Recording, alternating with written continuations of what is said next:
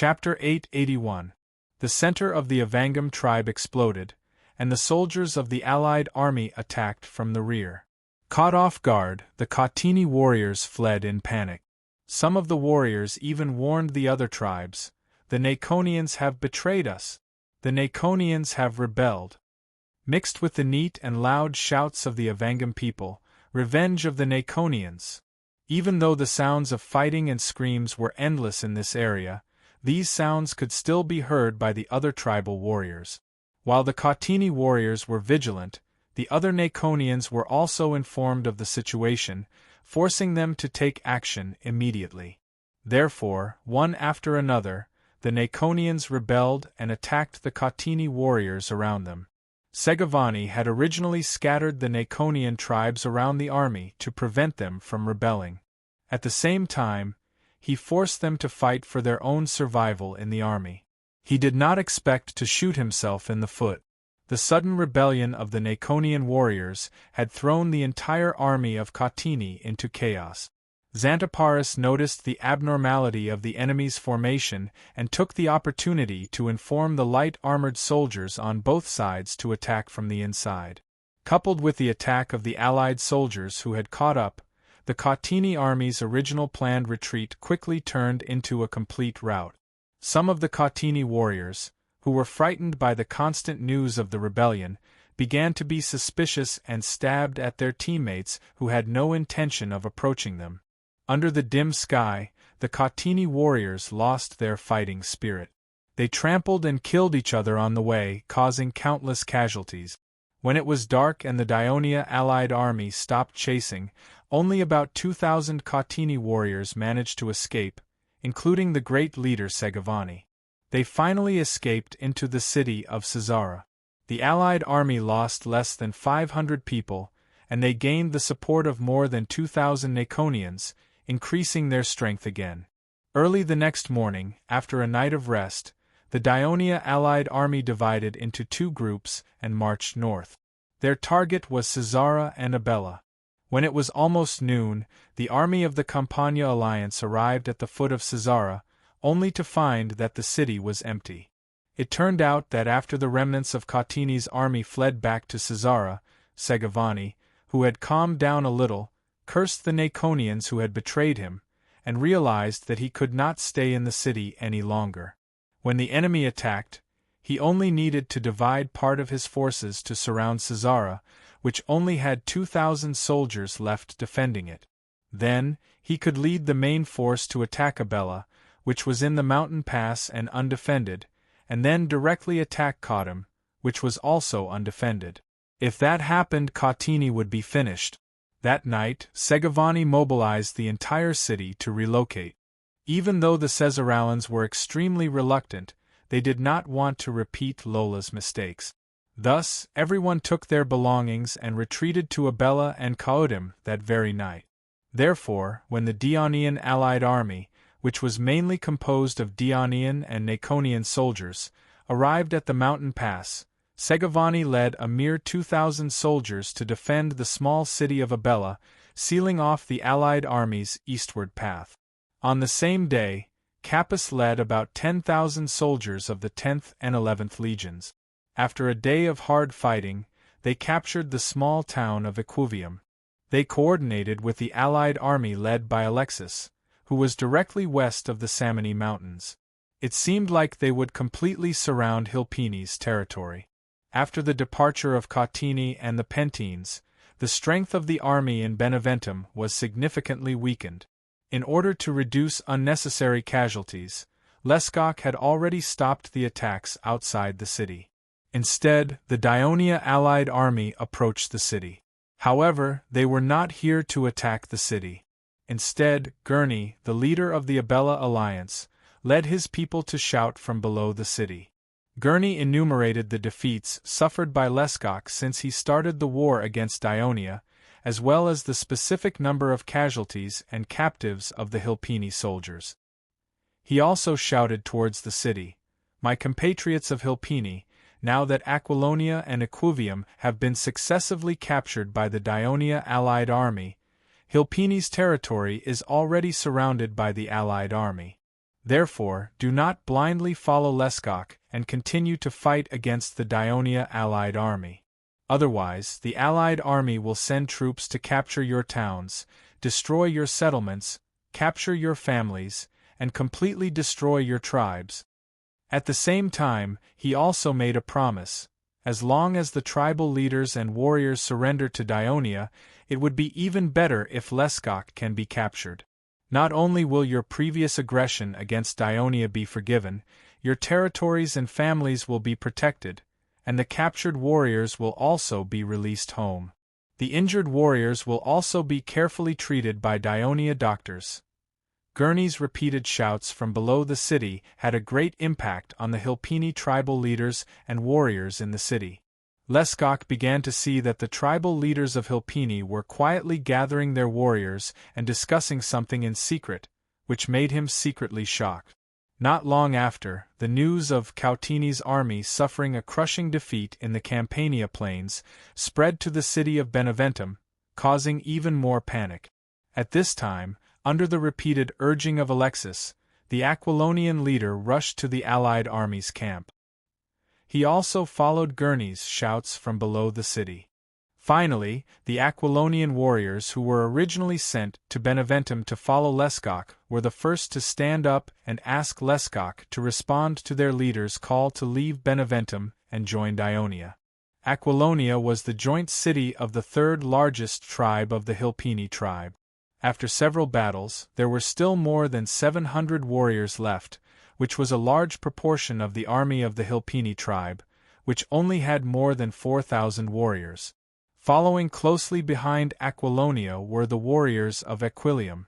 They had also decided to pledge allegiance to Dionia in order to save their captive families. The tribes within the Hilpini tribe were equal in terms of political status. They elected their leader and followed his orders. This was not a mandatory rule by law, but based on the tribe's long tradition.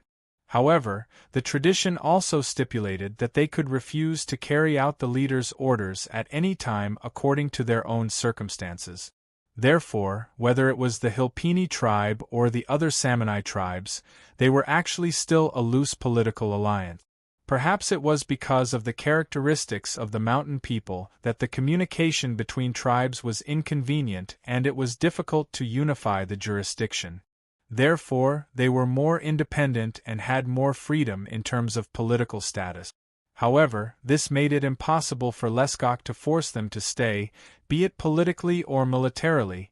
There were more than 800 warriors from Aquilonia and Aquilium, which also made Leskok hesitate to take action.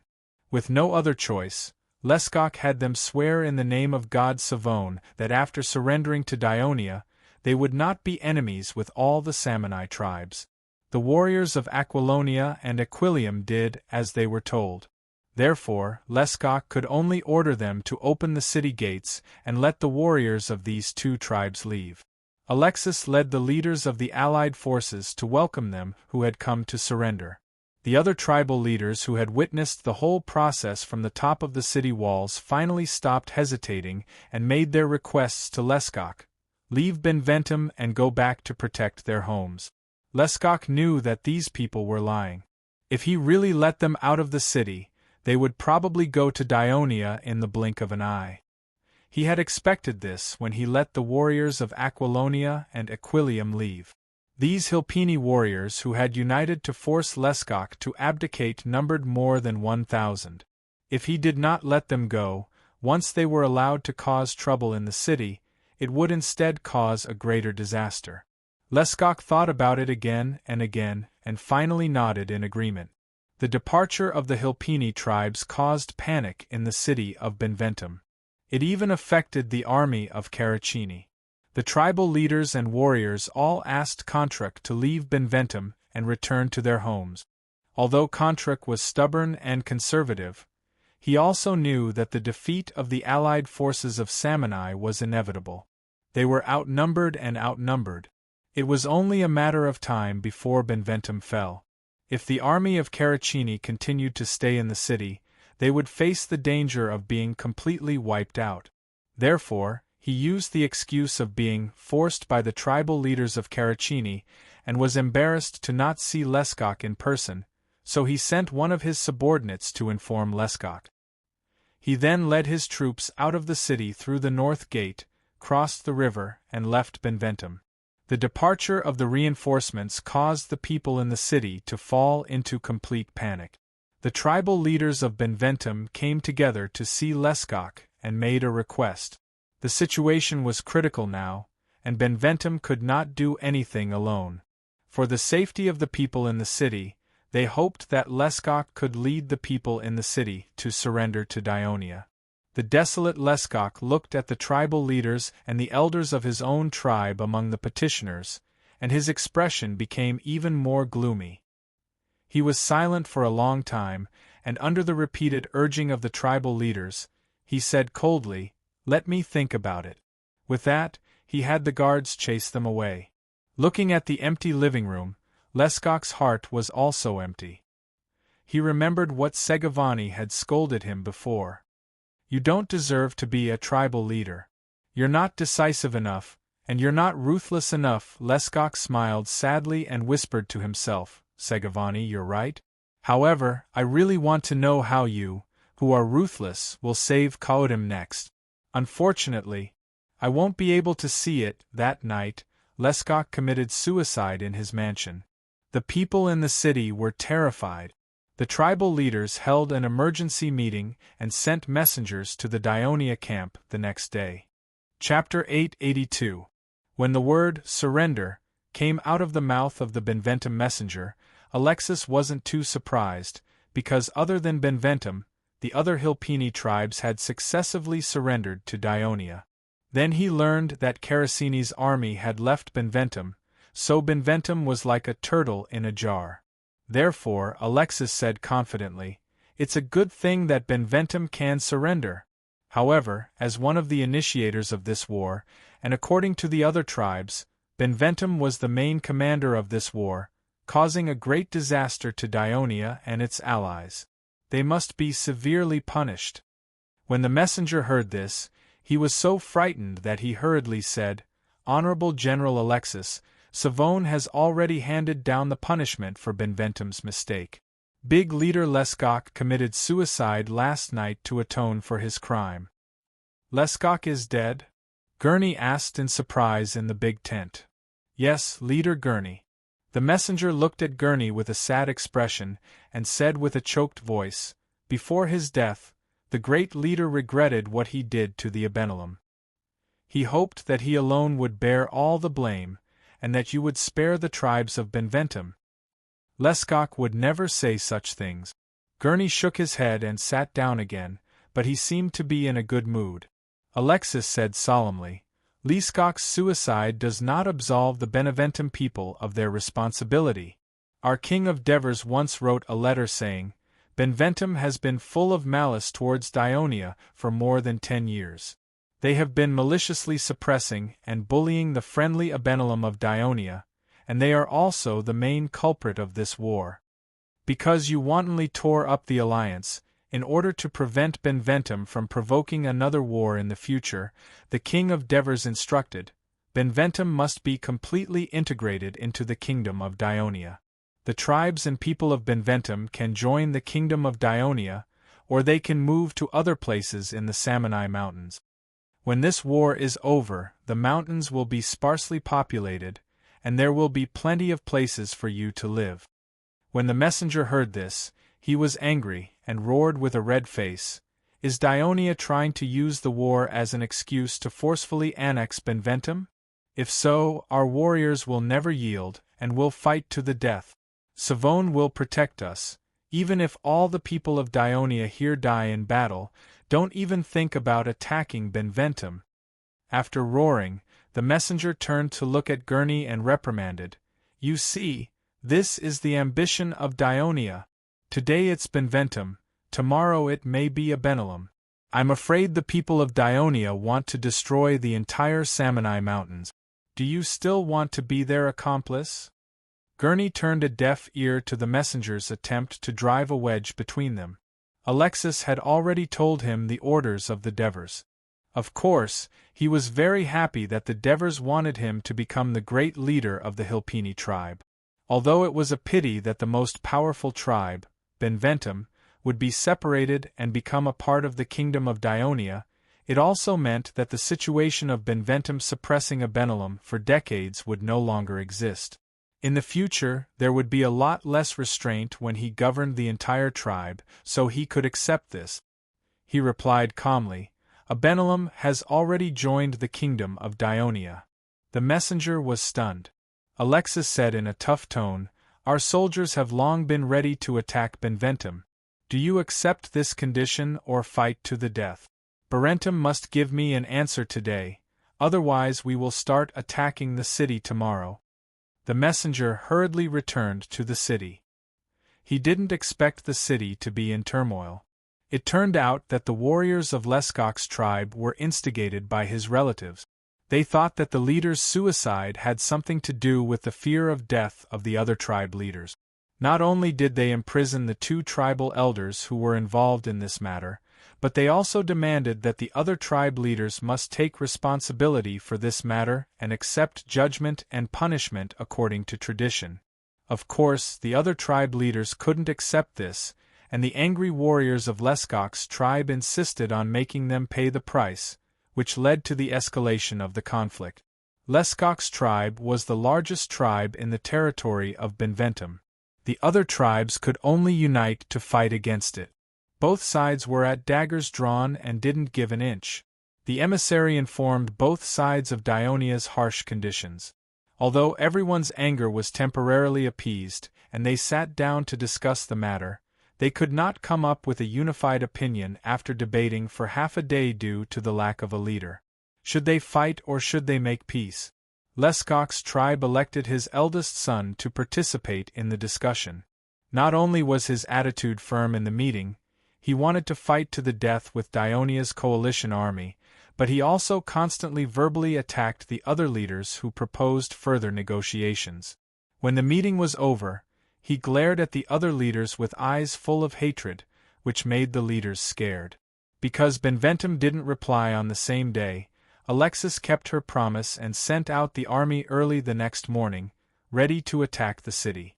The morale of Dionia's coalition army was very high, and they had a strong desire to fight. After learning that the main army of Lucania's reserve army had defeated the main army of Kautini, the soldiers of the 10th and 11th legions certainly couldn't allow themselves to be defeated by the reserve army. They had asked for battle many times. For the Abenelum warriors, they could finally take revenge by taking Benventum, and they could vent the oppression and humiliation they had suffered for more than 10 years, so they were very excited. For the potential warriors, taking Benventum meant that they didn't have to listen to the older generation talk about how terrible the Samanai were. They could proudly tell their descendants that they had conquered the largest Samanai town. Alexis issued the siege deployment. The army of Potentia to attack the east wall, the Dionysian army to attack the west, and the army of Abenelum to attack the south. Alexis also put the surrendered warriors of the Hilpini tribe under Gurney's command.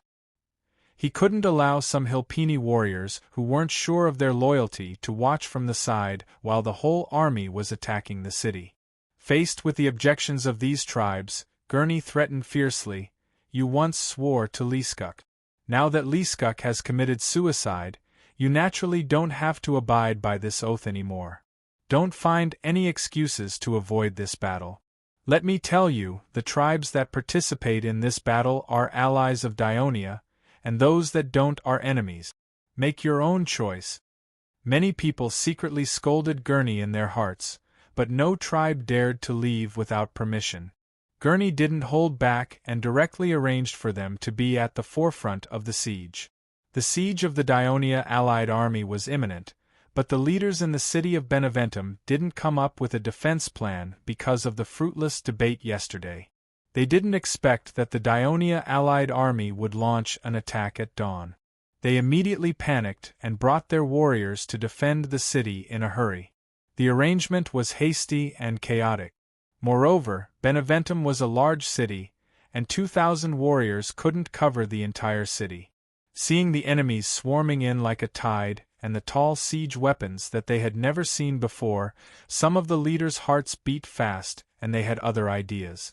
The siege had just begun, but the tribes in charge of defending the south city opened the city gates and surrendered to the Dionia allied army. The army of Abenelum took the opportunity to rush into the city, and Beneventum's line of defense collapsed. The tribe of Liskuk, who had resisted until the end, had suffered more than half of their casualties and the death of their temporary leader, and they had no choice but to surrender. The Dionia allied army captured Beneventum. The fall of Beneventum meant that the allied army led by Alexis could directly reach Caudim through the mountain path in the east. The spies of Caudim, who had been closely monitoring the situation in Beneventum, immediately sent the bad news back to Caudim.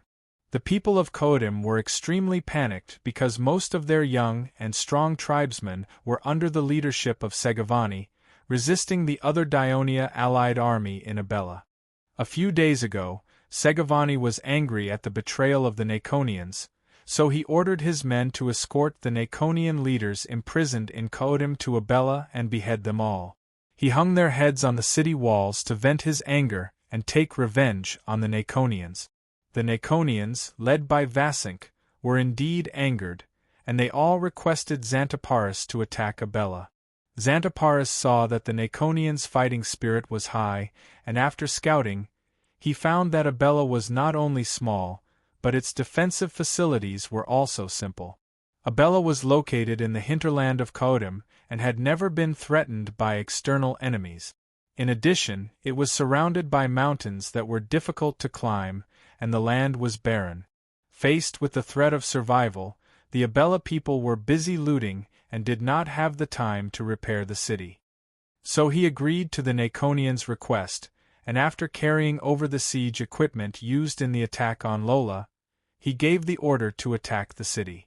The attack was made with the Naconians as the main force, the Dionia soldiers as support, and the Campanian alliance soldiers as backup, waving flags and shouting to boost the morale. It turned out that the generals of the Campanian alliance saw that the remnants of Caudim's army had been driven out of the Campanian plains and were no longer a threat to them, so they had the idea of returning to their homeland and quickly rebuilding their homeland. They all asked Xantiparis to resign and leave. In the end, even the Neapolitan general Iolos could not sit still, but at least he left 1,000 Neapolitan soldiers behind. Chapter 883. At this time, Xantiparis's troops were reduced to 7,000, but this was still 3.5 times the number of Segavani's troops.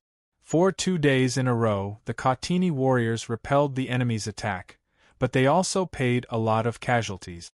Abella city was even more ruined, and Segavani already had the intention to retreat. At this time, he received the bad news that Beneventum has fallen. That night, he abandoned the people of Abella and Caesaras in the city and led his army to quietly retreat to Caudim. The next day, the people in the city found out that they had been abandoned by Segavani. The few remaining Abella and Caesaras warriors decided to surrender to the allied forces outside the city. However, the Naconian warriors were full of hatred and had suffered a lot of losses, and of course Xantiparis rejected them. Because of the Devers' order, Abella was a small city in the eastern plains of Campania that connected Caudim and Beneventum. Its location was too important and must be completely controlled by the Kingdom of Dionia. In order to avoid future management problems, Xantiparis felt that it was more appropriate to directly occupy it. The Dionia allied forces launched an attack. In an instant, they broke into the city and occupied Abella. The Naconian warriors brought the captured Catini warriors to the corpses of the original Naconian leaders and sacrificed them. On the east side, Alexis only rested in Beneventum for a day and dealt with some simple matters in the city. She had Borlet split half of the army to guard the city, while he personally led the rest of the army westward. They passed through the mountain path and arrived at Caudim. After Xantiparis captured Abella, he also led the troops eastward without stopping and successfully met up with Alexis's troops in Caudim. They had a force of nearly 30,000 people. Khatam's garrison was less than 2,000 people, which made the tribes in the city very panicked. Some leaders united and suggested to Segavani that they could surrender to the Daionia allied forces to protect the people in the city. Segavani did not even think about it and flatly refused. The indignant leaders anxiously argued with him, but this angered Segavani, who had become increasingly irritable due to repeated defeats. He captured the leader and chased the others away, declaring that he would fight the Daionia alliance to the bitter end. This crazy move caused some tribes to be at odds with each other. That night, many tribes left the city to secretly collude with the Daionia coalition army. How could Alexis let go of such a good opportunity? She immediately attacked the city the next day. Khatam soon fell, and Segavani also died on the city walls. At this point, the two most powerful tribes in the Samanai alliance, Hilpini, were completely subdued, and most of Khatam was also subdued. The remaining Khatam towns in the north, such as Capua and Kalatia, could not support them alone. It was only a matter of time before they were conquered. Just when the Daionia coalition army met in Khatam, Kontrek and Bardani gathered the largest military force that the two tribes could muster, 5,000 warriors, and wanted to carry out a surprise attack on the Dionysian army in the east. However, the cautious Capys did not continue to enter the mountains after occupying Equivium. Instead, while stabilizing the local order, he continuously sent out reconnaissance teams to investigate the surrounding terrain in detail.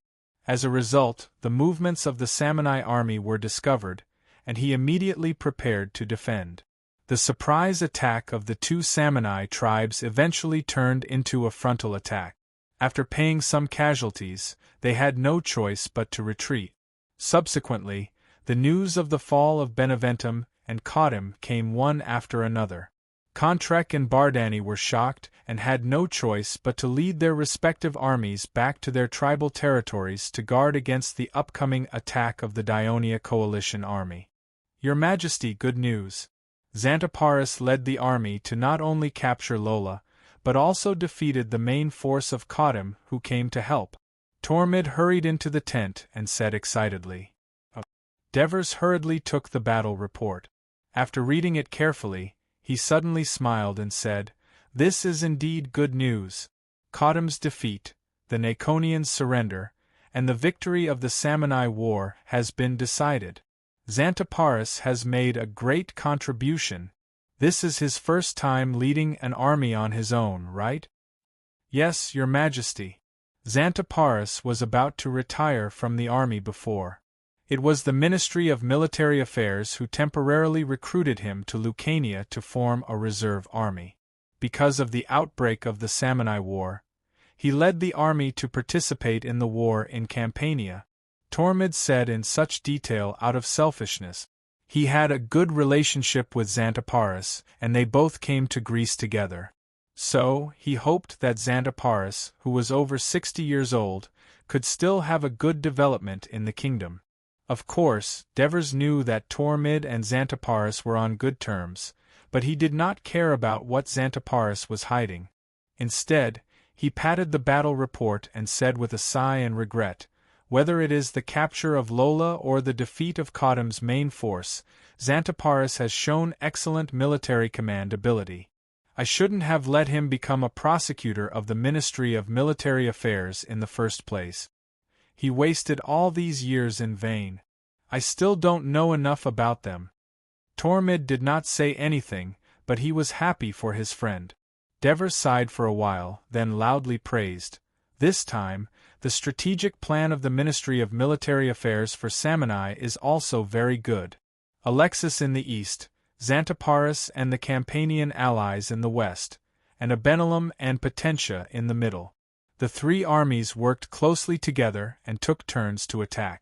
The Samanai could not focus on the east, and could not focus on the west. Their defeat was destined. "Yes, Your Majesty." Secretary Henneborus also smiled and said, "Just like you said before, although the Samanai are hungry wolves, we Daionia are lions. Even if the wolf bites the lion a few times, it will not cause much damage. But if the lion gives the wolf a claw, half of its life will be gone. We have to be greedier. We want the entire life of this wolf. Devers joked, then said, Henri, go and take out the map of the Samanai region and put it on the table. Herniopolis grunted in acknowledgement. He then went to the bookshelf filled with all kinds of documents. Crotocatax also came over to help him. Tormid. Devers continued, regarding the letter from the Ministry of Military Affairs saying that the increase in the number of troops participating in the Samanai War has caused a shortage of military rations. I have thought about it. In the future, the rations of the troops led by Alexis and Xantiparis will be supplied by us. Your Majesty, you mean to transport military rations from Rome to Campania? Tormid asked out of politeness. In fact, he was not surprised, because the food stockpiled in Rome was indeed very sufficient. Not only were the military rations seized from Rome, but also the rations plundered from almost all the aristocratic residences in Rome. There were also rations collected from the conquered cities of Latin and Etruria. The shocking amount was enough to supply the army of Dionia in Latinum and the people in Rome for half a year. Lead the young people in the General Staff Department to draw up a more detailed food supply plan based on the situation of the army in Campania, as well as the food and transportation situation in Rome. Then submit it to me for review, and then send it to the assists for him to arrange, Devers ordered. Yes, Your Majesty. Devers rubbed his chin and thought for a while. He then said, It seems that we should also send people to the Etrurian and Latin allies to ask for military rations. Father, isn't the food reserve in Rome still very sufficient? Besides, it will be harvest in another 2 months. Most of the farmlands outside Rome, Veii, Gabii, and other cities have not been destroyed. Now they are being well taken care of by the people of Rome. I believe that there will be enough food to supply the army of Latinum and Campania, and even the army of Sicily. There is no need to ask for food from the new allies, which will deepen their dissatisfaction with us. Clotocatax was a little worried. Devers looked at him with a smile. I'm glad that you did not stay idle in Rome. You have made a more detailed understanding of the areas we have occupied. That's how it should be. However, the reason why I sent people to ask for food from these allies is not because we are short of food, but to solve their confusion. Solve their confusion? Clotocatax was confused. Devers smiled and patiently explained to him. In the past, Rome was at war every year and often asked for food and soldiers from these allies. They are used to it. But now, these cities have surrendered to us, Dionia, and we have been fighting alone without asking for any help from them. I'm afraid they will be confused and even worried that after we destroy Rome, we will turn against them. Crotocatax suddenly understood. So, asking for food from them is to show them that Dionia has indeed regarded them as an ally. Devers continued, This is just one of the purposes. In addition, I will ask the messenger to ask for food from them at the same time, but at the same time, we will not set a rigid limit on the amount. In this way, the amount of food provided by each ally will be just enough for us to make a rough judgment on how sincere they are to Dionia. Clotocatax was deep in thought. Devers glanced at the map that had been placed on the table and said, Clotho, you have just heard the news that Xantiparis led the army to defeat the main force of Cotini at Lola, and Alexis has also arrived at the city of Beneventum. Capys has also attacked the Hilpini Mountains from the east. The defeat of the Samanai people is only a matter of time. If you were to deal with the conquered Samanai Mountains, what would you do? Chapter 884. Clotocatax was not surprised. He had been following the Devers for a long time, and the Devers would ask him questions from time to time when they were dealing with government affairs. He was already used to it, and it also forced him to think about the battle reports and information that came to him at all times. At this time, he walked to the table and stared at the map of Samanai and Campania, deep in thought. At this time, The others in the tent remained silent. Tormid looked at Clodocatax, who was deep in thought at the table, and could not help but feel emotional. During his time in Latin, he often helped the Devers with military affairs, so he spent most of his time with the Devers and spent more time with Clodocatax. He witnessed with his own eyes that the Prince of Dionia, who was initially hot-blooded and immature, gradually became steady and thoughtful. At first, the officials, generals, and soldiers looked at him with suspicion, but now they gradually accepted him. This was due to the Devers' guidance, and it was also inseparable from his own talent and hard work. Judging from all the signs, if nothing unexpected happened, Clodocatax was likely to be the next king of Dionia. Tormid calculated in his heart. In the future, he would try to create as many conditions as possible for his children to have more contact with Clodocatax. Back then, he lacked courage and did not follow the Devers to Greece from the beginning. In addition, his own talent was limited, so he had almost reached the end of his current position. But the next generation, just as Tormid's imagination was running wild, Clodocatax had sorted out his thoughts and said to the Devers, "Father, if we have completely defeated the Samni tribal alliance, my opinion is that the Cautini towns in the eastern plains of Campania, except for Niconia, should be incorporated into Dionia. This way we can expand our territory, protect our alliance," referring to the Campanian alliance, and also deter the races in the mountains. But for the Samni towns in the mountains, it is better to let the Samni people manage them themselves.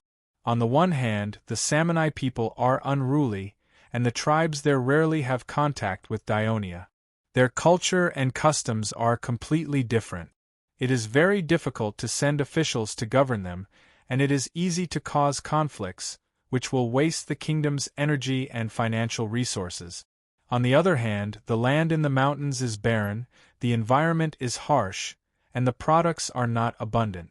I am afraid that not many Dionia citizens are willing to move to the Samni mountains, so it is difficult for us to assimilate the Samni people in the mountains in a short time. Also, the Samni people, the Pentni and Caracini people, are adjacent to the other races in the northern mountains. If we forcibly annex the two tribes, I am afraid that the other races will be vigilant and will hate them, leading to the consequences. So I think we can dissolve the Samni tribal alliance and let the four major tribes of Samni become the kingdom's subsidiary allies, but we must retain the positions of the chiefs of the major tribes. Only in this way can we prevent their strength from being weakened and still be able to resist their former enemies in the north, and reduce our troubles. Clodocatax spoke with fervor and assurance. Before the Devers could respond, Tormid praised, "Your Majesty, Prince Clotho is very thoughtful. I think his suggestion is very reasonable." Henoboris looked at Tormid, blinked, and said nothing. Divers, on the other hand, had a gratified smile on his face as he said affirmatively, "Clotho, your suggestion has inspired me a lot. The Samni tribal alliance should indeed be dissolved. It seems that it's not the right time to completely annex the Samni mountains. Therefore, it seems that it's still necessary to preserve the original political structure of a few tribes and allow the existence of a great leader to facilitate the kingdom's control over them." The Devers' agreement with his suggestion made Clodocatax feel excited. But the Devers changed the topic, looked at him, and said seriously, "Your consideration of the problem is not detailed enough, and the handling of the Samni people is still relatively careless. The situation of the four major tribes is different, and the way to deal with them should also be different. Hilpini is the largest tribe in the Samni kingdom, and it is also the tribe that borders the kingdom's territory the most. Although its territory is in the mountains, we can't be too lenient with it. Beneventum must be annexed to the kingdom. In the Samni mountains, this is a rare piece of fertile lowland, and the area is not small. I think the kingdom's preparatory citizens and free people will be willing to settle there. Also, its location is very important. It is right in the center of the territory of Hilpini and Cautini, and next to Abenalum and Kautini. With it, we will have a cornerstone to stabilize the southern part of the Samani Mountains. In addition, Abenalum has always been friendly with the kingdom, and has contributed a lot in this war. It has become a free city of the kingdom, and we should reward it. We can allow Gurney to become the chief of Hilpini, and rule over the other Hilpini tribes and territories other than Beneventum. Let it become the kingdom's second potentia, and let it have the strength to resist Pentni and Caracini in the northern part of the mountains, and ensure the safety of the northern part of the kingdom. Kautini, this tribe is rather special. Its territory is either the eastern plains of Campania or the lowlands in the valleys, which are actually very suitable for the kingdom's people to settle down. What you said just now is correct. The towns and cities of Kautini in the eastern plains of Campania should be annexed to Dionia, but this appetite is not big enough. Since we are ready to annex Beneventum into the kingdom's territory, then Kautini in the west and its surrounding small towns should also be included in our annexation plan. This way, Beneventum and the eastern plains of Campania can be guaranteed, so that it will not be alone outside the kingdom's territory. Don't forget about Narconia. The people of this territory have been in contact with the kingdom for more than 10 years, and they have finally joined our side. Logically speaking, we should guarantee their territory. However, Narconia's location is more important. Previously, the Samnites attacked the Campania alliance and captured Pompeii, Herculaneum, and other city-states. Now, Xanthoparis has recovered Pompeii and Herculaneum. So far, the Campania alliance has not asked us to return these two towns. It is said that the Campania alliance suffered heavy casualties in this war, and does not have enough manpower to cultivate these lands. My opinion is to send an envoy to the Campania alliance to discuss and annex these two towns to Dionia. Henneborus's eyes lit up, and he interrupted. That way, Beneventum, Cautium, the former Cautium town on the eastern plains of Campania, as well as Pompeii and Herculaneum could be connected to the kingdom's Ennona, but Narconia is an obstacle, Devers said confidently. We can negotiate with the people of Narconia and ask them to move to the north of Capua. There is the Volturno River there, and the land is more fertile. We can allow them to have more territories than the current Narconia. At the same time, we can allow them to elect a chief of Kautini to govern the Kautini tribes in the northernmost part of the former Kautini territory, which are adjacent to the Sidicini, Oronzi, and Pentni tribes. I believe they will be willing to let us completely occupy the central and southern parts of Kautini, and connect it with Ennona to completely guarantee the safety of our new territories. For the Pentni and Caracini tribes, their settlements and towns are in the mountains north of Samani. The mountains there are higher, and the roads there are more difficult to traverse, especially for the Caracini tribe. It is said that their settlements are in the mountains thousands of meters high, so their land is more barren, and their population is not large. We do not need to occupy their lands, but they must surrender to the kingdom. The chiefs of their tribes must hand over their children and send them to Turiae as hostages. The chief they elect must be confirmed by the kingdom before he can assume the position. After listening to Divers' plan on how to deal with the Sammonae tribal alliance, Clodo Catacus carefully pondered over it for a while, then said with heartfelt admiration, "Father, your plan is much better than mine. You have indeed thought it through better than me. That is because you have been too kind to the Samani tribes. When considering the problem, you have not considered the problem from the standpoint of obtaining greater benefits for the kingdom, weakening our enemies as much as possible, and making them unable to rebel." The Devers hit the nail on the head. "Father, but," Clodocatax asked, "Hilpini and Cautini may be able to accept your plan, but I'm afraid that the Pentni and Caracini tribes may not. Then continue fighting until they accept it. Leave this matter to Alexis and Xanthoparis. Since we have already declared war on the Samani, we should use this war to completely solve the problem of the Samani, even if we have to pay a higher price, to prevent them from rebelling in the future." The Devers warned him sincerely. Clodocatax nodded in thought. The Devers turned back and said, Henny, did you hear what I said just now about the plan to deal with the 4 major tribes of the Samni? Yes, Your Majesty. Then write a letter to the Senate according to what I said just now. Let them arrange the affairs of the Samni in advance on this basis. Then write a letter to Alexis and Xanthoparis with the same idea. Let them know how to adjust their strategy. Understood, Your Majesty. I will write now, Henny said and took out the papyrus. Clodocatax and Tormid were still thinking about the series of plans that the Devers had to deal with the Samni, thinking about the impact it would have on the Samni. The tent became quiet, and the rustling sound of writing could be heard. Chapter 885. After a short while, Henepolis finished writing the letter for the Senate and handed it to the Devers. The Devers were satisfied after reading it. Without changing a single word, he signed his name at the end, stamped his seal, and returned it to Henepolis. Send it to the Senate according to the highest level of confidentiality. Yes, Your Majesty. Henepolis immediately rolled the letter up, using 3 red ropes to tie the 2 ends and the middle at the same time. Then, he wrote the second letter.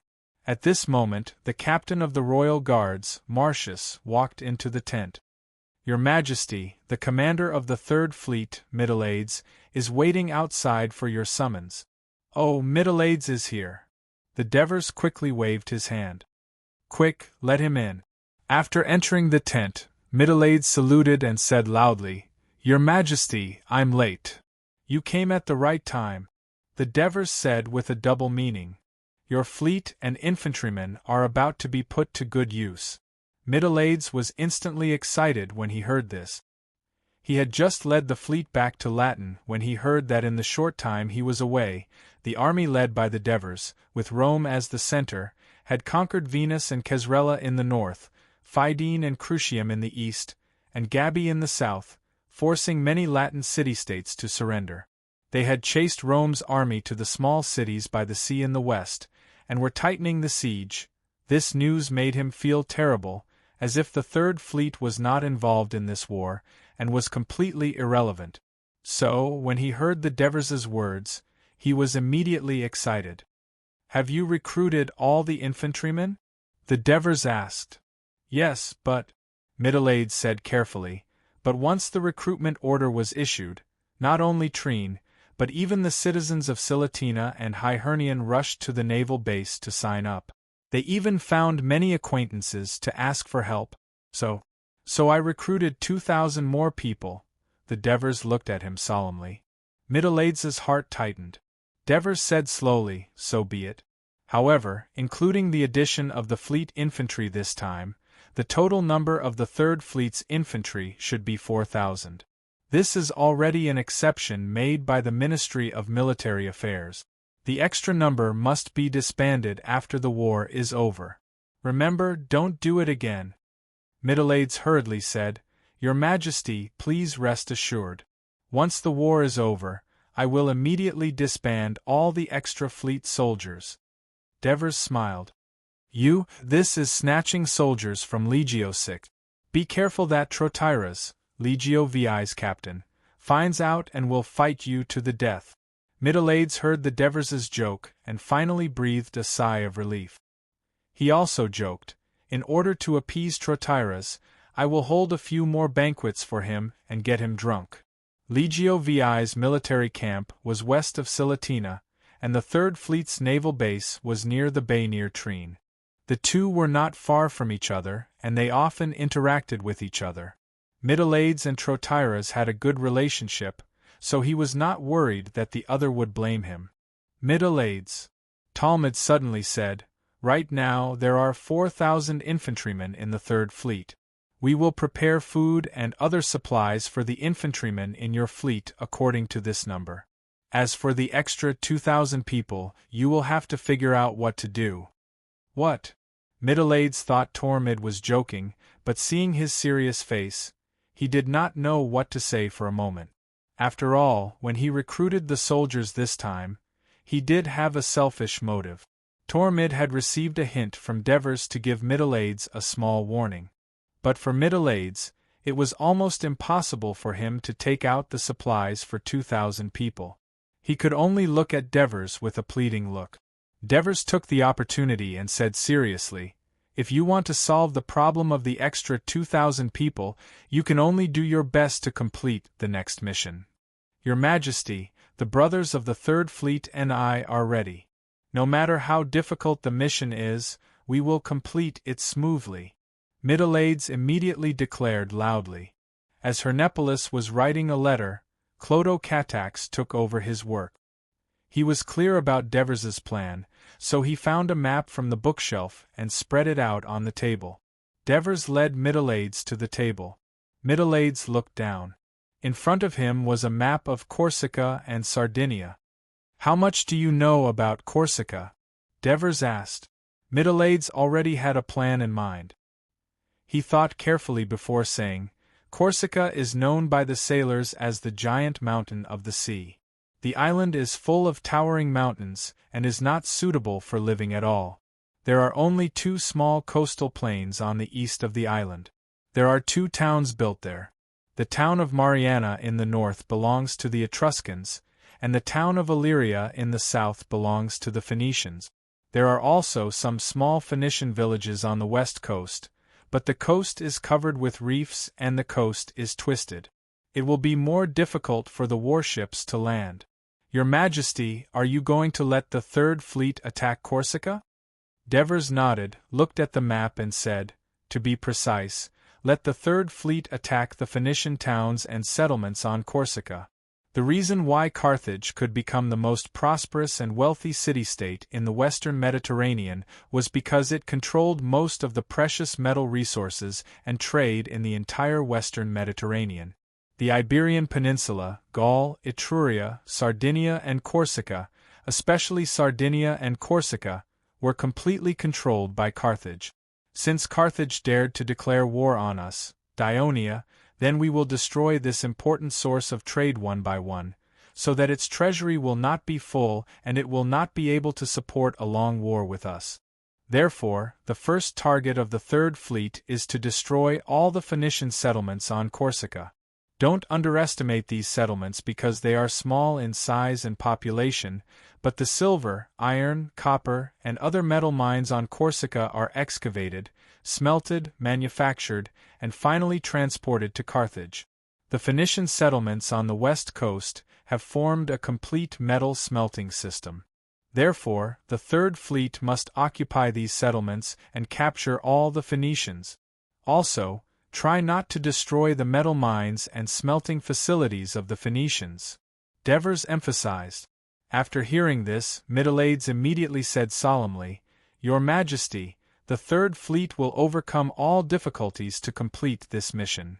Not only must it be completed, but it must be completed as soon as possible. Of course, you must also be careful of the attacks of the warships of Carthage stationed in Sardinia and Corsica. You must not be careless."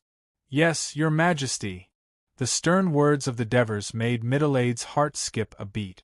As the commander of the navy responsible for defending the west coast of Dionia, he certainly had a detailed understanding of the situation in Sardinia and Corsica to the west. Before the war, Carthage had stationed less than 30 triple-hulled warships on these 2 islands, and they were mainly scattered in the ports of several towns in Sardinia. Perhaps because they were too weak, they did not cause trouble during the expedition of the Dionia army to Rome. Therefore, Middleades did not take them seriously. However, the Devers' warning made him take it seriously. The Devers pressed his hand on the icon of Alenia on the map and asked, "Although Alenia is a town of the Phoenicians, don't you think this name is not in line with the naming habits of the Phoenicians and Carthage? Could it be that it used to be a town belonging to the Greeks?" Middleades repeated the name of this town in his heart and asked in surprise. In fact, this was just an expression that he purposely showed to respond to the Devers. As a general of Dionia, he did not care about the history of this town. "You are right, but Alenia was not just a city belonging to the Greek. Logically speaking, it should be a town belonging to Dionia." Henipolis interrupted. He had just finished writing the letters to Alexis and Xanthoparis and happened to hear this conversation. This brilliant student of the historian Ansitanos was immediately interested in teaching others. Alenia should belong to Dionia? Mytilades was really shocked this time. During the great colonial era, we Greeks colonized the western Mediterranean.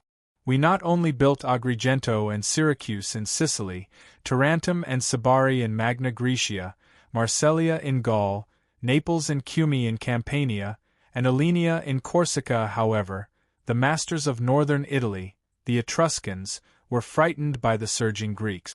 They probably thought that if they did not stop the crazy colonization of the Greeks, the Etruscans would be surrounded by our Greek colonial cities.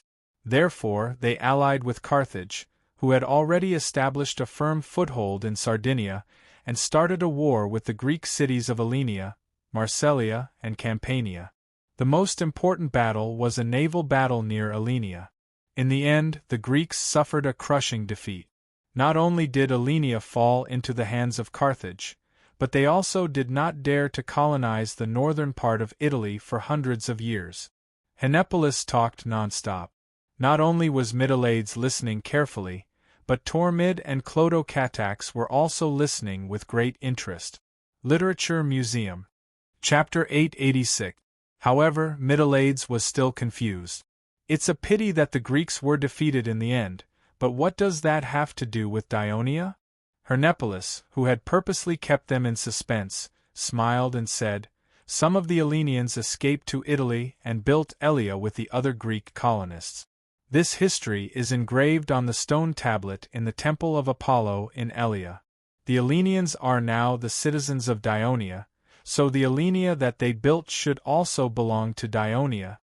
Henipolis' explanation was a bit unreasonable, but Mytilades felt that it was reasonable. He immediately said, "The Third Fleet will take back Alenia from Carthage and wash away the shame of the Greeks."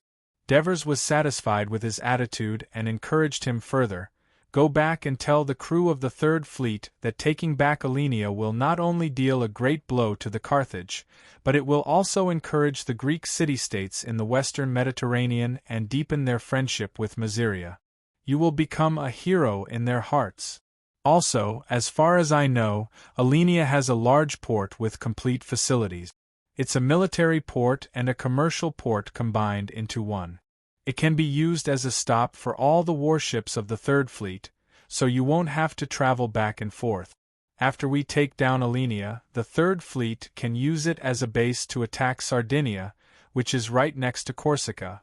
We can attack the mining teams on the island, destroy their towns and villages, and attack their cargo ships."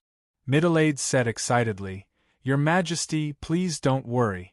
I will make sure that the Phoenicians on these two islands won't be able to transport a single piece of metal." Devers saw that Mytilades was too excited, so he couldn't help but remind him, "I can't spare any troops to support you now. The mission of attacking Corsica and Sardinia can only be done by the Third Fleet. So you have to be bold and cautious at the same time. You have to cherish your soldiers and don't let them suffer too many casualties, which will cause the follow-up plan to fail." Devers' words made Mytilades feel even more pressured. At this moment, Clodocatax asked, "Father, will the Etruscans be dissatisfied with our military action on Corsica and have other ideas?" In fact, Clodocatax had already discussed this issue with the Devers in private before. Bringing it up now was just a tactful reminder to the Devers. The Devers secretly praised his son for his thoughtfulness. Then he said with a straight face, "Don't worry about that. Although the Etruscans often trade with Carthage, they are no longer allies. Moreover, they are still dissatisfied with Carthage's strong support for Rome. Moreover, the southern Etruscan city-states have just allied with us." Then, Devers looked at Mytilades. "But try not to let your warships appear on the seas of Corsica that is controlled by the Etruscans. Don't let your soldiers enter their territory to avoid excessively provoking the Etruscans, who are already afraid of us. Other than that, I don't have any other request. You can decide how to attack Corsica and Sardinia. I won't interfere. The Dever's words made Middleades feel even more pressured. He took a deep breath and said, "Yes. Yes, your Majesty." Tormid looked at the back of Middleades and could not help but say, "He's a little nervous." It's a good thing to be nervous. This way, he will be more cautious when he takes action. Even if the Third Fleet does not achieve any decent results, as long as the fleet is around these two islands, it will bring a lot of trouble to Carthage. I'm afraid that Middleades will be overconfident and lose his vigilance. He will take risks and cause the Third Fleet to suffer heavy losses, which will weaken our advantage, just like... Sigh. The Dever's words stopped abruptly and then he sighed heavily. Tormid knew that the Devers must have thought of the Sicerian and the Sicilian fleet again. At this time, Marcius walked into the main tent again. "Your Majesty, Commander Matones has sent a messenger to report that Aricia has surrendered." The Devers smiled. With the blessing of Hades, there is endless good news today. It was no wonder that he was so happy. Aricia was not far from Tustran, just west of Lake Albalonga. It was a very old Latin city-state and had been the center of the western Latin region since ancient times, especially after the destruction of Albalonga. From its name, it could be seen that this Latin city-state had a very close relationship with the goddess of the hunt, Diana Aricia, whom the Latin people worship. Because of this, it had once united with the Latin city-states in the west to resist the rise of Rome. However, after many defeats, it had no choice but to join the Latin alliance led by the Rome. After the Devers personally led the army out of the city of Rome, they first stationed themselves outside Tustran, the original Roman encampment, and divided their forces to attack a few Latin city-states not far from Tustran, focusing on Aricia. Under the threat of the army, the other city-states successively surrendered. Only the proud Arisians refused to submit to Dionia.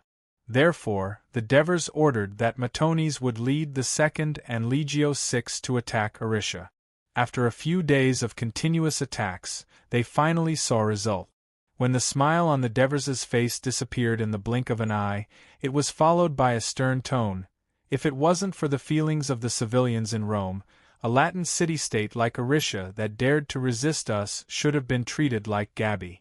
However, even if it surrendered, we cannot let it off easily.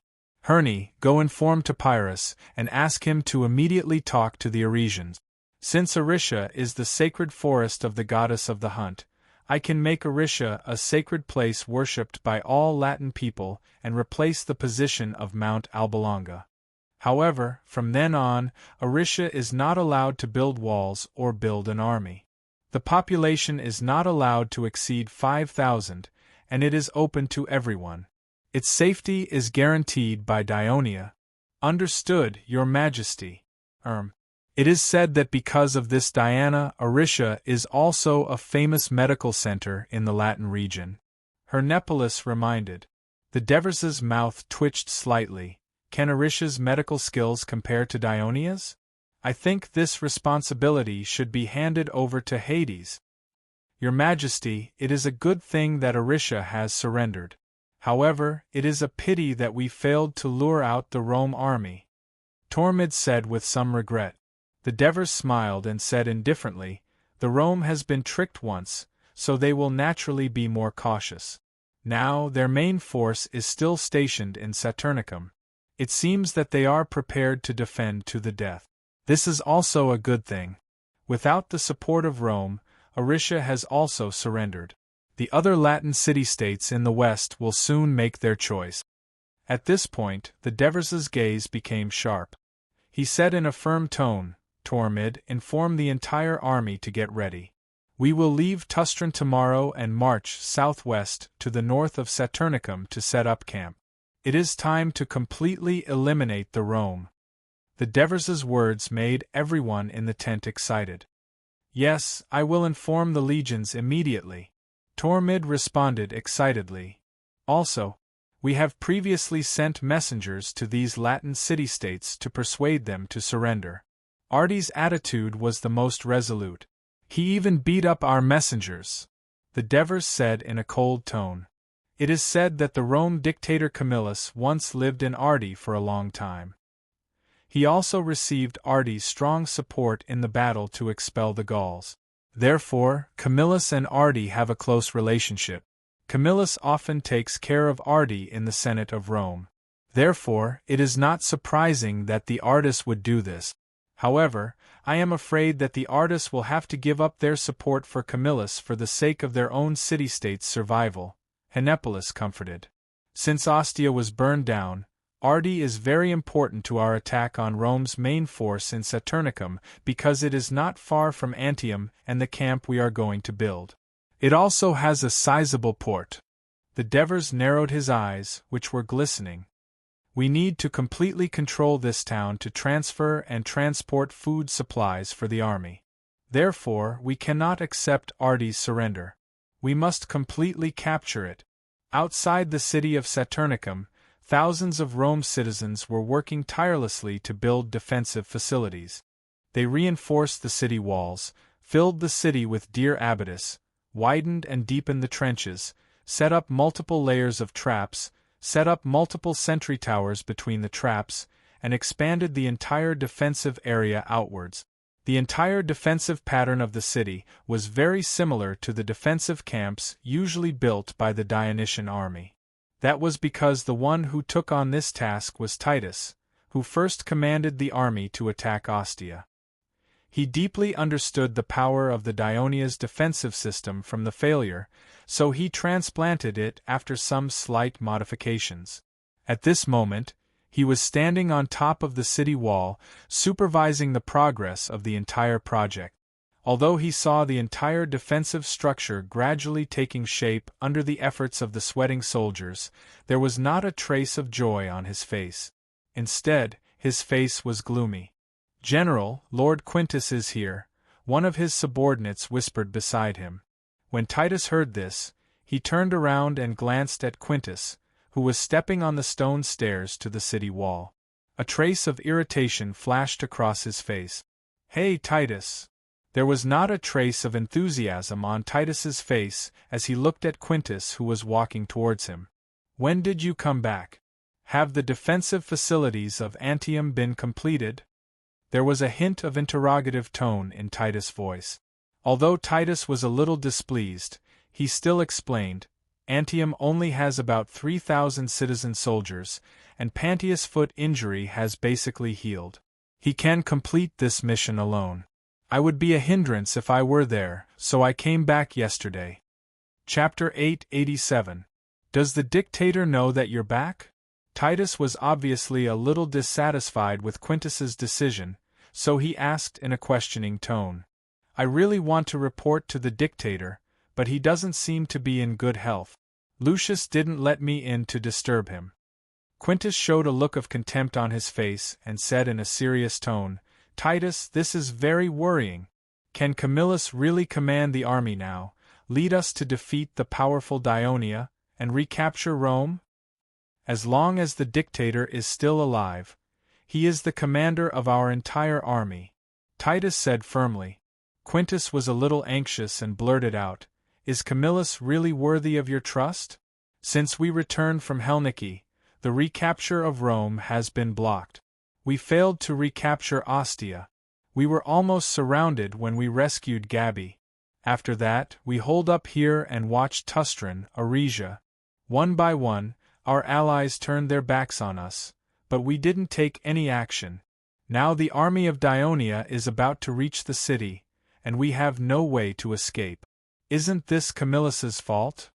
Quintus's voice was so loud that the people around him heard it and began to whisper. Titus suddenly felt annoyed and spoke impolitely. "Quintus, you and I are both people who have been on the battlefield for a long time. You should know that since the invasion of Dionia until now, the dictator has not made any mistakes in commanding the battle. If it were you or I, we wouldn't be able to do better. What's more, in such a predicament, only the dictator can unite the entire army and stabilize the morale.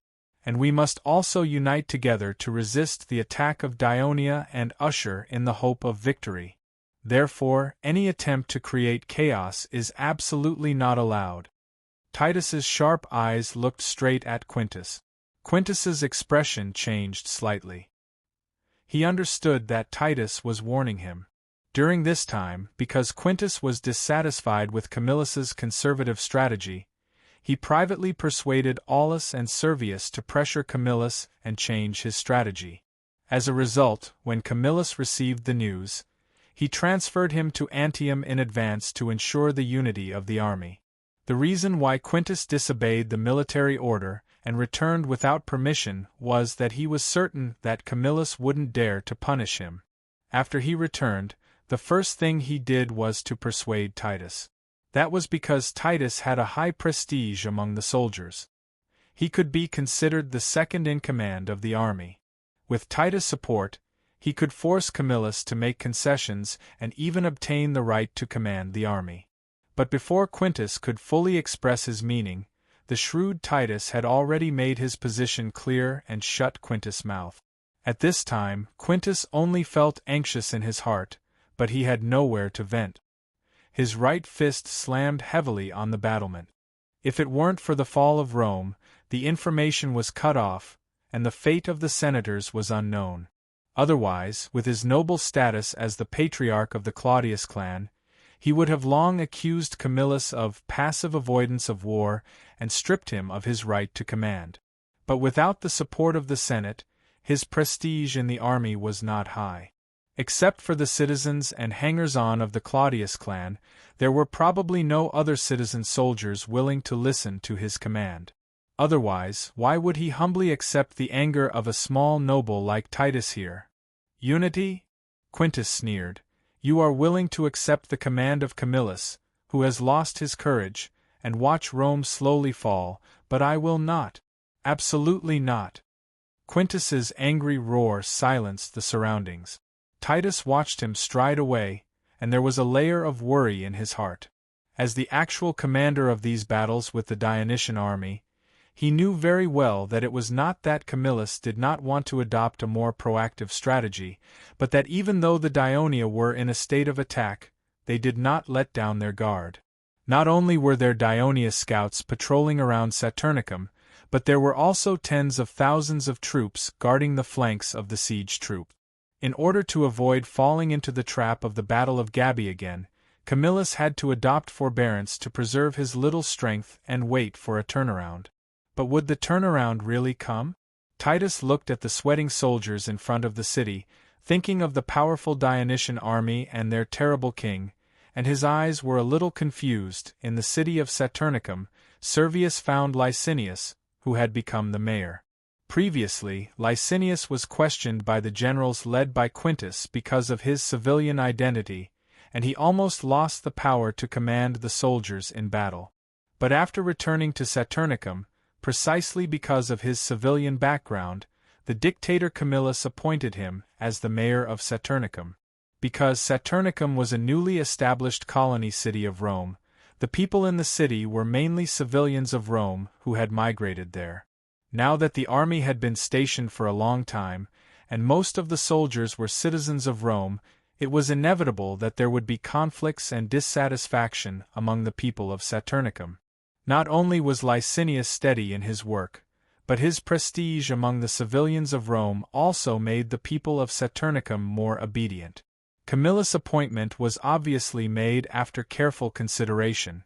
Since the army had been stationed until now, even when the Dionia army was approaching, the city of Saturnicum remained stable, which showed Licinius' role in it.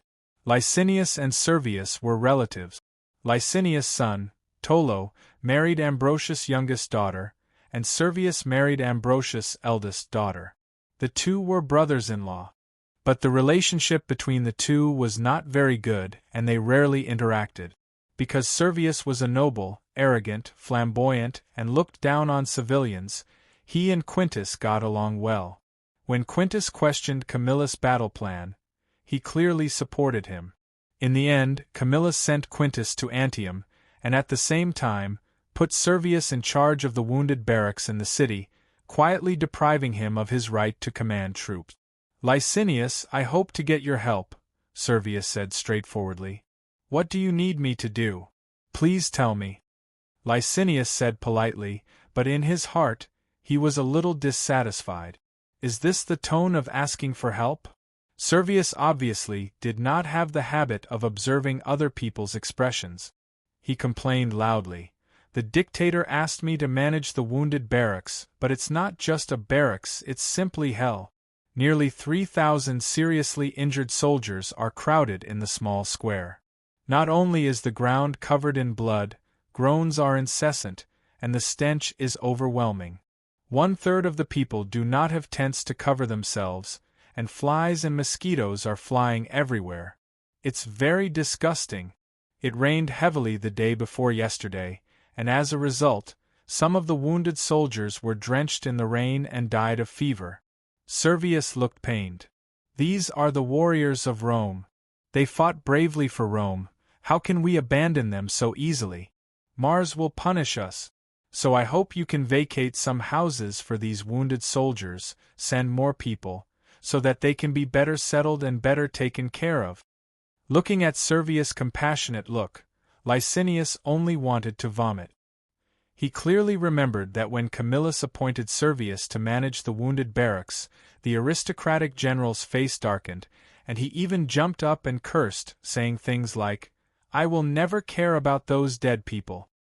Later, he reluctantly accepted the appointment under the persuasion of the crowd. As far as he knew, he rarely went to inspect and manage the wounded barracks these days, and now he actually wanted to play the good guy. Licinius looked embarrassed, sighed, and said, "You are right, these warriors of Rome should indeed be taken good care of, but I'm afraid it will be difficult to vacate houses for them." Hearing this, Servius's face darkened. As if he did not see it, Licinius continued, "Sigh. You know, in order to settle our 13,000 troops in the city, I have already spent a lot of effort. The residents of the entire residential area in the west of the city have been moved out to accommodate the troops, and they can only live together with the residents of other urban areas.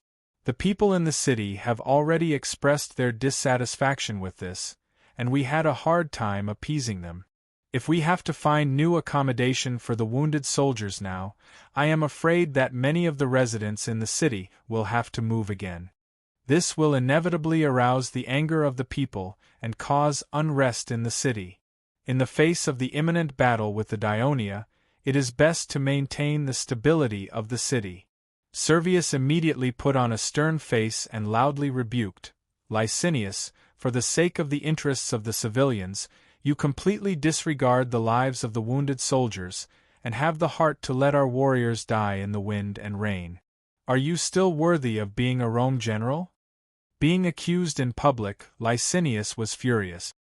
He knew that if he did not fight back and let these words reach the ears of the soldiers, it would inevitably cause the soldiers to resent him, so he immediately said sternly, "Servius, since you took over the wounded barracks, have you inspected the wounded barracks?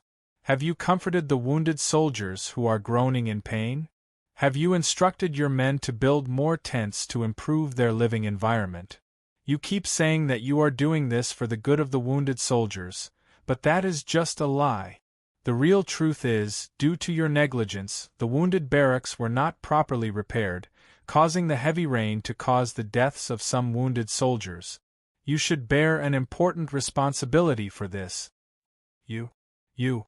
Servius was indeed criticized because of the heavy rain. After Quintus came back, he reminded him to take care of the wounded soldiers. After all, a large number of wounded soldiers were more or less related to the soldiers in the army. Taking care of them would naturally win the morale of the army. Literature Museum. Chapter 888. Therefore, Servius came to Licinius. On the one hand, he wanted to make up for it, and on the other hand, he wanted to shift the blame.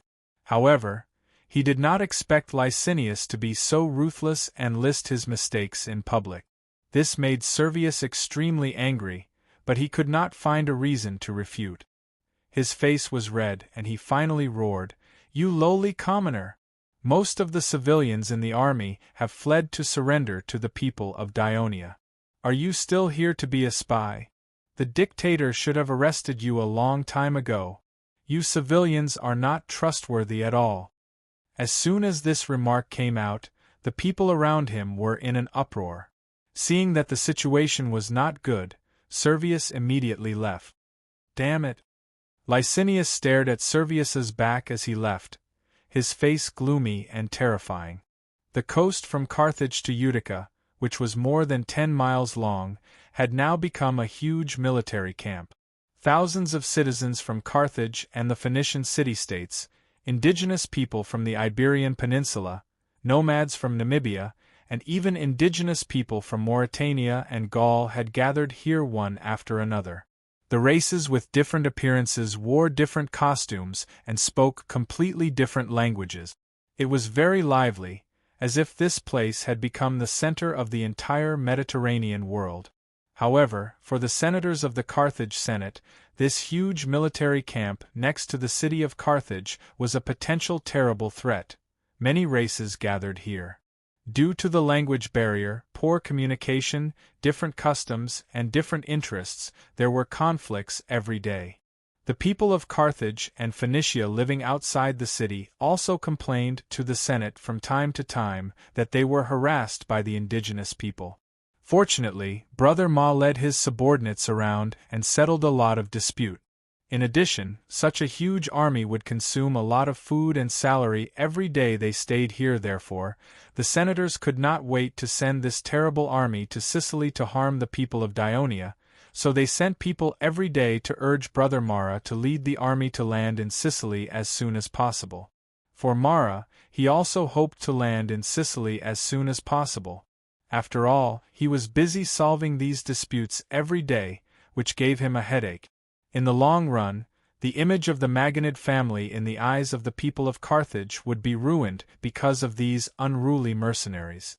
However, since the Carthage fleet was destroyed by the storm, new warships were still being built, while Dionia warships often cruised the waters west of Sicily, attacking the merchant ships of Carthage and its allies heading to Sicily, threatening the sea route between Carthage and Sicily. Therefore, without the protection of the fleet, how could Mara dare to let the soldiers take cargo ships, cross the sea, and land in Sicily? On this day, the Africa coast that had been sunny and hot finally had a light drizzle, and a strong sea breeze blew. The temperature finally dropped, and the soldiers who had been enduring the scorching heat ran out of their tents to enjoy this rare coolness. Even the Iberian natives took off their clothes and used the rain to wash their bodies. At the same time, they shouted excitedly. Their sturdy bodies and ferocious appearance made it so that no one dared to look at them with contempt. At this time, Mara also walked out of the central tent and looked at the big flag standing in front of the tent, lost in thought. Under the sea breeze, the flag had been fluttering toward the northeast. At this time, Anubis walked toward him. During the battle with the Dionysian fleet, the storm also destroyed the double-headed dragon ship that the commander of the Carthage navy was on. He was pushed to the coast of Mazara by the turbulent waves and was finally rescued. But he was soon ordered to return to Carthage to be questioned by the Senate, who wanted to hold him accountable for causing the annihilation of the Carthage fleet. Fortunately, Hanno secretly instructed Tepenrako, Ocradon, and other elders to exonerate him, claiming that the Dionysian fleet had more warships and was more powerful. Although Anubis had caused heavy losses to his warships, he had also used the storm to destroy the opponent's fleet, ensuring the safety of Carthage and the western waters of Sicily. His merits outweighed his faults. Therefore, not only was he not punished, but he continued to serve as the commander of the Carthage navy, but now he was just a figurehead. Of course, this decision of the Carthage Senate took place a few days after the sea battle. If it was now, the elders would not have let Anubis off so easily. After all, the Dionia warships continued to show off their strength in the western waters of Sicily that Carthage used to control, bringing a heavy blow to Carthage's sea trade, making Anubis's previous statement that the Dionysian fleet was also destroyed a lie. So later, the Senate and Mara reached a consensus. Anubis and the Carthage fleet led by him would be under Mara's direct command. This was originally very different from the proposal that the army would be under Mara's command, and the navy would be under Anubis's command, advocated by Hanno. This showed the anger of the people of Carthage against Anubis. Lord Mara. Arnabas walked closer and bowed respectfully. The criticism he had suffered during this period of time had made him cautious and cautious. What did the Tyrians say? Mara asked directly. The Tyrians refused to provide escort for our landing fleet. Anubis said softly.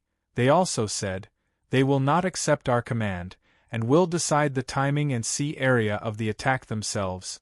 We, Carthage, have worked hard to transport gold and silver for them for decades, so that they could live comfortably under the rule of Persia, and in return, this is the answer we get. They brought warships to the western Mediterranean just to put on a show. What use is a motherland like this to us? Brother Margot threw a tantrum, while Anrobas stood quietly on the side and listened. Does Hanno know about this? Mara suddenly asked. I have informed the Senate, and the Senate has asked Lord Hanno to send someone to negotiate with the Tyrians. Anubis answered carefully. It seems that the Phoenician coalition fleet can't be counted on for the time being. Mara did not show any frustration on his face. He had obviously received information in advance and expected such a result, so he glanced at Anubis and said, I called you over to tell you that I have decided to lead the army to land in Sicily tomorrow. Tomorrow? Anubis was really shocked. He stared at Mara with wide eyes. Mara also looked at Anubis with an unusually determined expression. Then he raised his head and pointed to the fluttering flag in front of him. Do you see that? It's the southwest wind. I have questioned many of the old sailors of Carthage and Utica, and all of them have agreed that the same wind and the same rain will come on the morrow. The fast ships I sent out to scout the enemy and the merchant ships that returned to the port all told me that there was no trace of Dionia warships on the route today, so it is very likely that they will not appear tomorrow. But if the weather is still like this tomorrow, the wind and waves will be strong on the sea, and it will be very difficult to land. Besides, the weather at sea is unpredictable. If we encounter it again— Anubis's words came to an abrupt halt, but the fear that appeared on his face made it clear what he wanted to say. A storm. Margot softly spat out the words that Arnabas wanted to say. Then, with a determined expression, he said, Since you think so, the Dionians must have the same fear. That's why they didn't send out their warships today. Tomorrow, they will still be holed up in the harbor. That's the best chance for us to land. Without the help of the Tyrians, our army can also land in Sicily without the threat of the Dionysian fleet. Then, we can surprise the Dionia and launch a sudden attack. If we really encounter another storm, it means that Bar Harmon is no longer protecting Carthage. No matter how much effort we put in, it would all be in vain. But this is impossible, because our Carthage is under the protection of Bar Harmon and Tanit.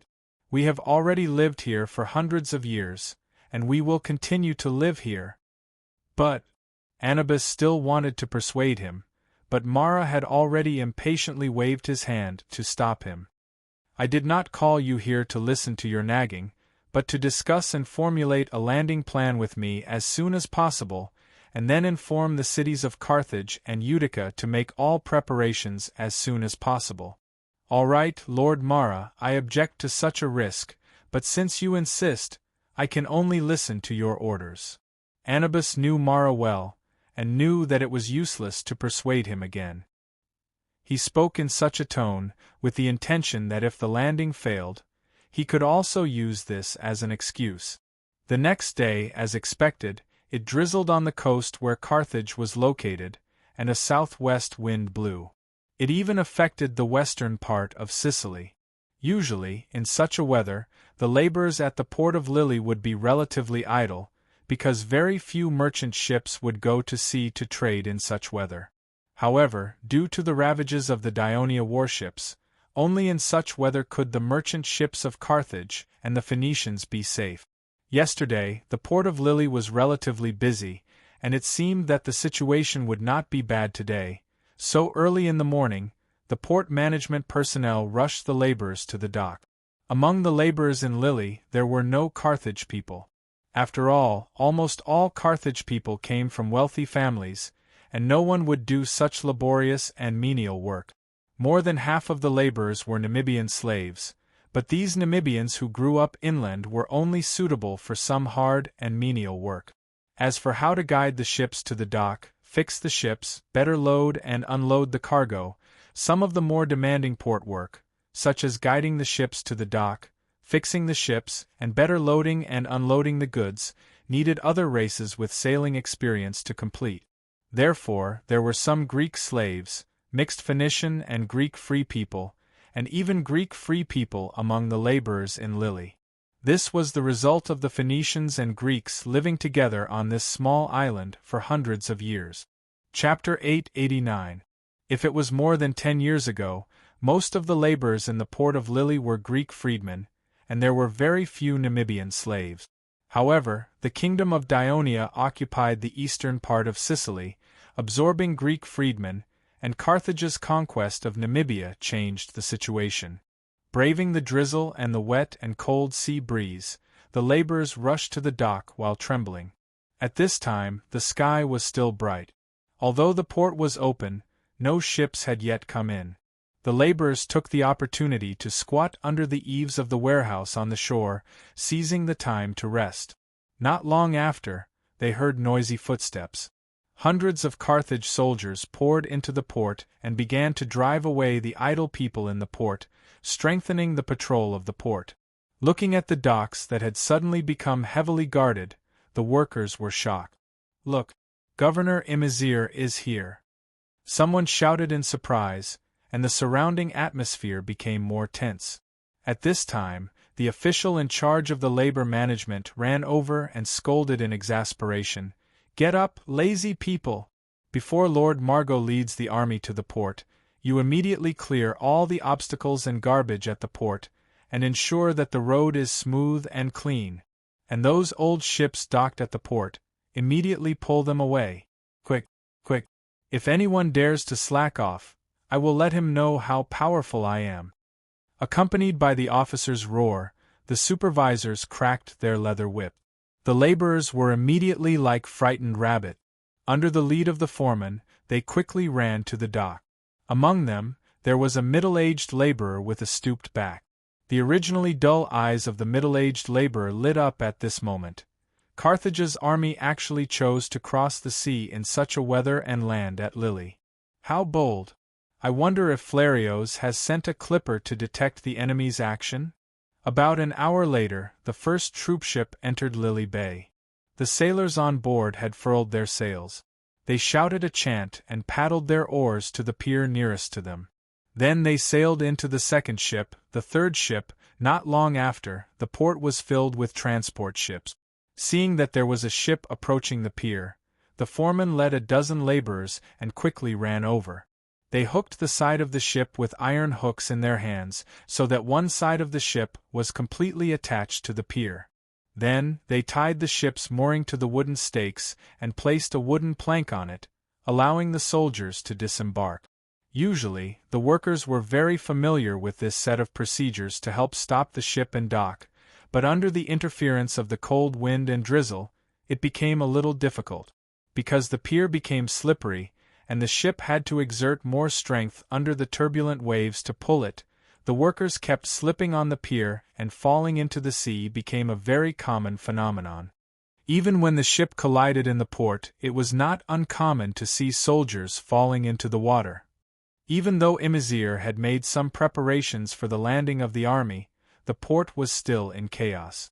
However, no matter how chaotic the Lille port was, ships of soldiers still boarded the dock continuously and gathered densely on the shore of the port. Amidst the noise and clamor, they lined up in columns and left the port one after another, entering the city of Lille. In the eyes of the hunchbacked middle-aged laborer, the first to disembark should be the Carthage soldiers. In fact, they were more Phoenicians. These rumored to be delicate Carthage people appeared very calm. There was little noise and chaos throughout the entire process of disembarking, and they obeyed the commands of the team officers very well.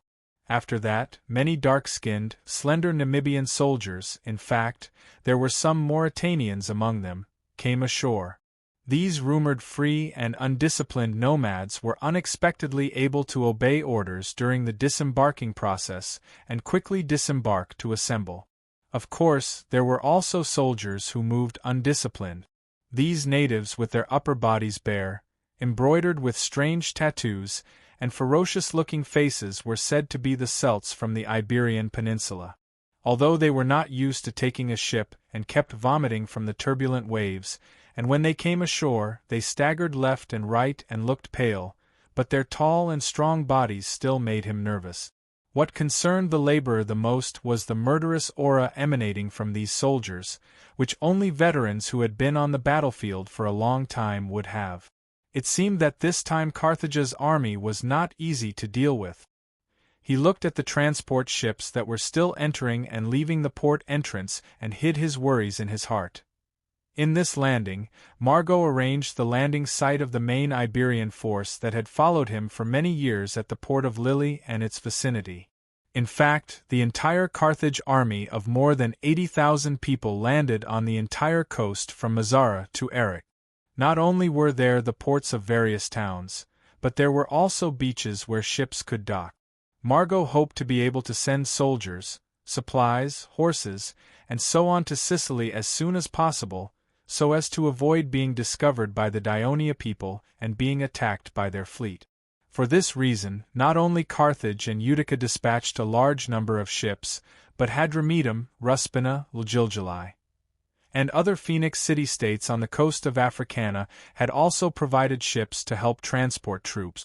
Therefore, the entire sea area from western Sicily to Africana was a spectacle. Countless ships covered the surface of the sea, as if they were laying out a huge pontoon bridge connecting the two places. Everywhere along the coast of western Sicily, exhausted soldiers could be seen gathering on the beach, frightened war horses running around, and shouts and neighs of horses could be heard one after another, from Mazara to Eryx. In the governor's mansion in the city of Serenus, Adjutant Mukru gently pushed open the door of the study. Leotychides was sitting alone in the room. The commander of the kingdom of Dionia in charge of the war in Sicily sat motionless on a wooden chair like a puppet, staring intently at the map of Sicily hanging on the wall. Having followed Leotychides for some time, Mukru knew that this commander had some strange habits, so he did not speak, but stood quietly behind Leotychides. After an unknown amount of time, Mukru felt that his eyelids were fighting to stay open. Suddenly, he heard Leotychides ask, "Yesterday, about 20,000 Iberian troops who have been entrenched in Palmos suddenly marched south and entered the city of Lille. What do you think is the reason?" Perhaps it has something to do with the fact that Carthage's Iberian governor Margot became the military commander, and the conflict between the Iberian army and Carthage's army no longer exists. Suddenly being asked about this, Mukru did not have time to think deeply, and threw out a reason that he thought was reasonable. Leotychides did not turn his head, still sitting upright, and continued to ask, "It has been a long time since Margot became the military commander of Carthage. Why did the Iberian army in Palmos only set off to enter Lille yesterday?" Mukru heard a trace of dissatisfaction in Leotychides' words. This time, he thought for a while before answering cautiously, "It may be because we have been constantly sending soldiers to harvest the wheat fields outside the cities of Mazara, Segesta, Lille, and even Eryx. I'm afraid that the Iberian army came from the north coast to strengthen the military power of Carthage's people here, and to restrain our wheat harvesting operation." After Mukru said this, seeing that Leotychides did not respond, he thought for a while, and added with uncertainty, "It may also be to cooperate with the military operations of Carthage's people." After a while, Leotychides faintly replied, "The military operations of Carthage? Other than landing in Sicily, what else can they do?" Tagrus suddenly felt a shock in his heart. At this time, Leotychides stood up, looked at Mukru, and said in a low voice, Go inform the cavalry corps to send out the best cavalry scouts for me. These few days, carefully investigate the movements of the enemy in Lille, Arx, and these cities. Report immediately if there are any abnormalities. Yes. Mukru's voice was a little low, because he knew that from the current situation, the only weakness of the Dionysian army compared to Carthage's army was the cavalry. The commander's order had determined that the 4th Cavalry Corps would inevitably pay a certain amount of casualties. At the same time, send out 5 reserve brigades to follow these scouts, to protect our scouts from being attacked by the Namibian cavalry. The next words of Leotychides made Mukru breathe a sigh of relief.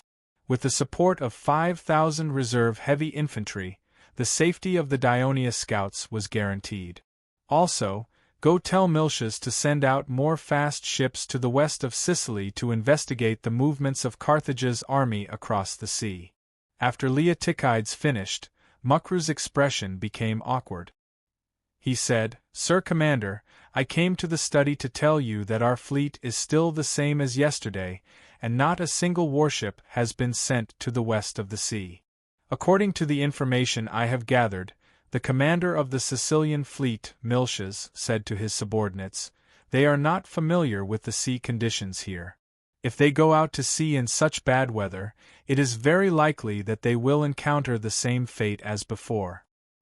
He must be responsible for the lives of every warship's crew, and not let them die in vain without any achievements.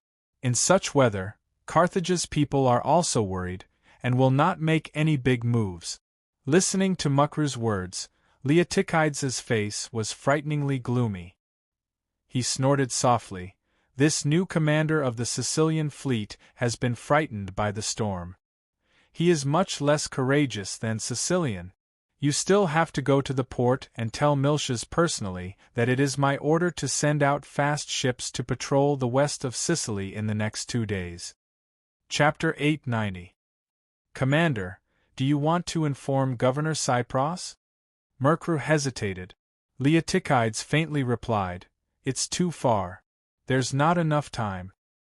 His Majesty should have put the Sicilian fleet under my command. That would have saved us a lot of trouble.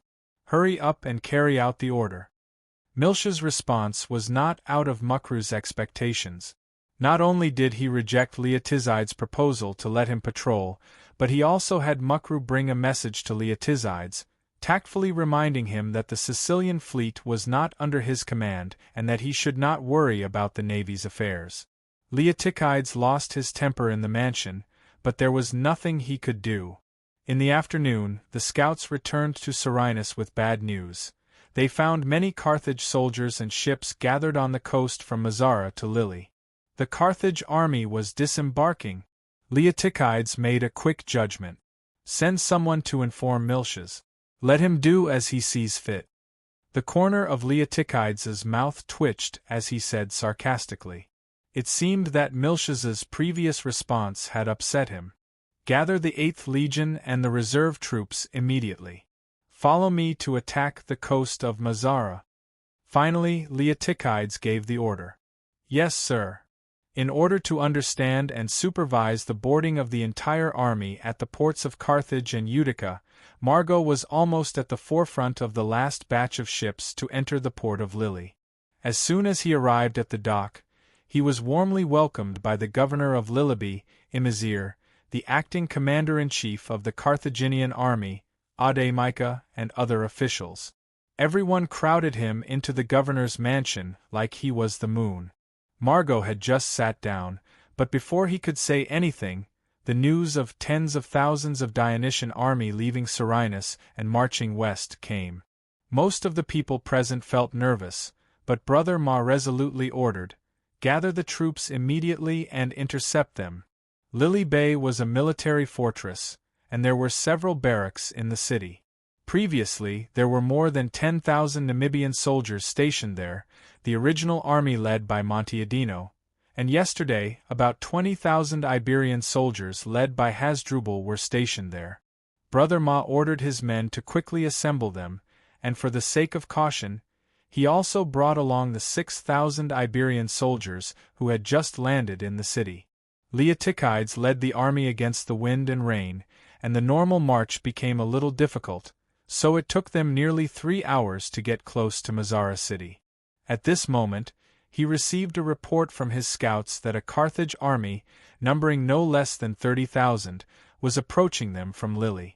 Since the Battle of Minoa and the Dionysian army's capture of Serenus, Leotychides had tried various ways to lure the enemy holed up in Lille, Segesta, Mazara, and other cities out of the city to fight in order to achieve another victory, but he had not succeeded.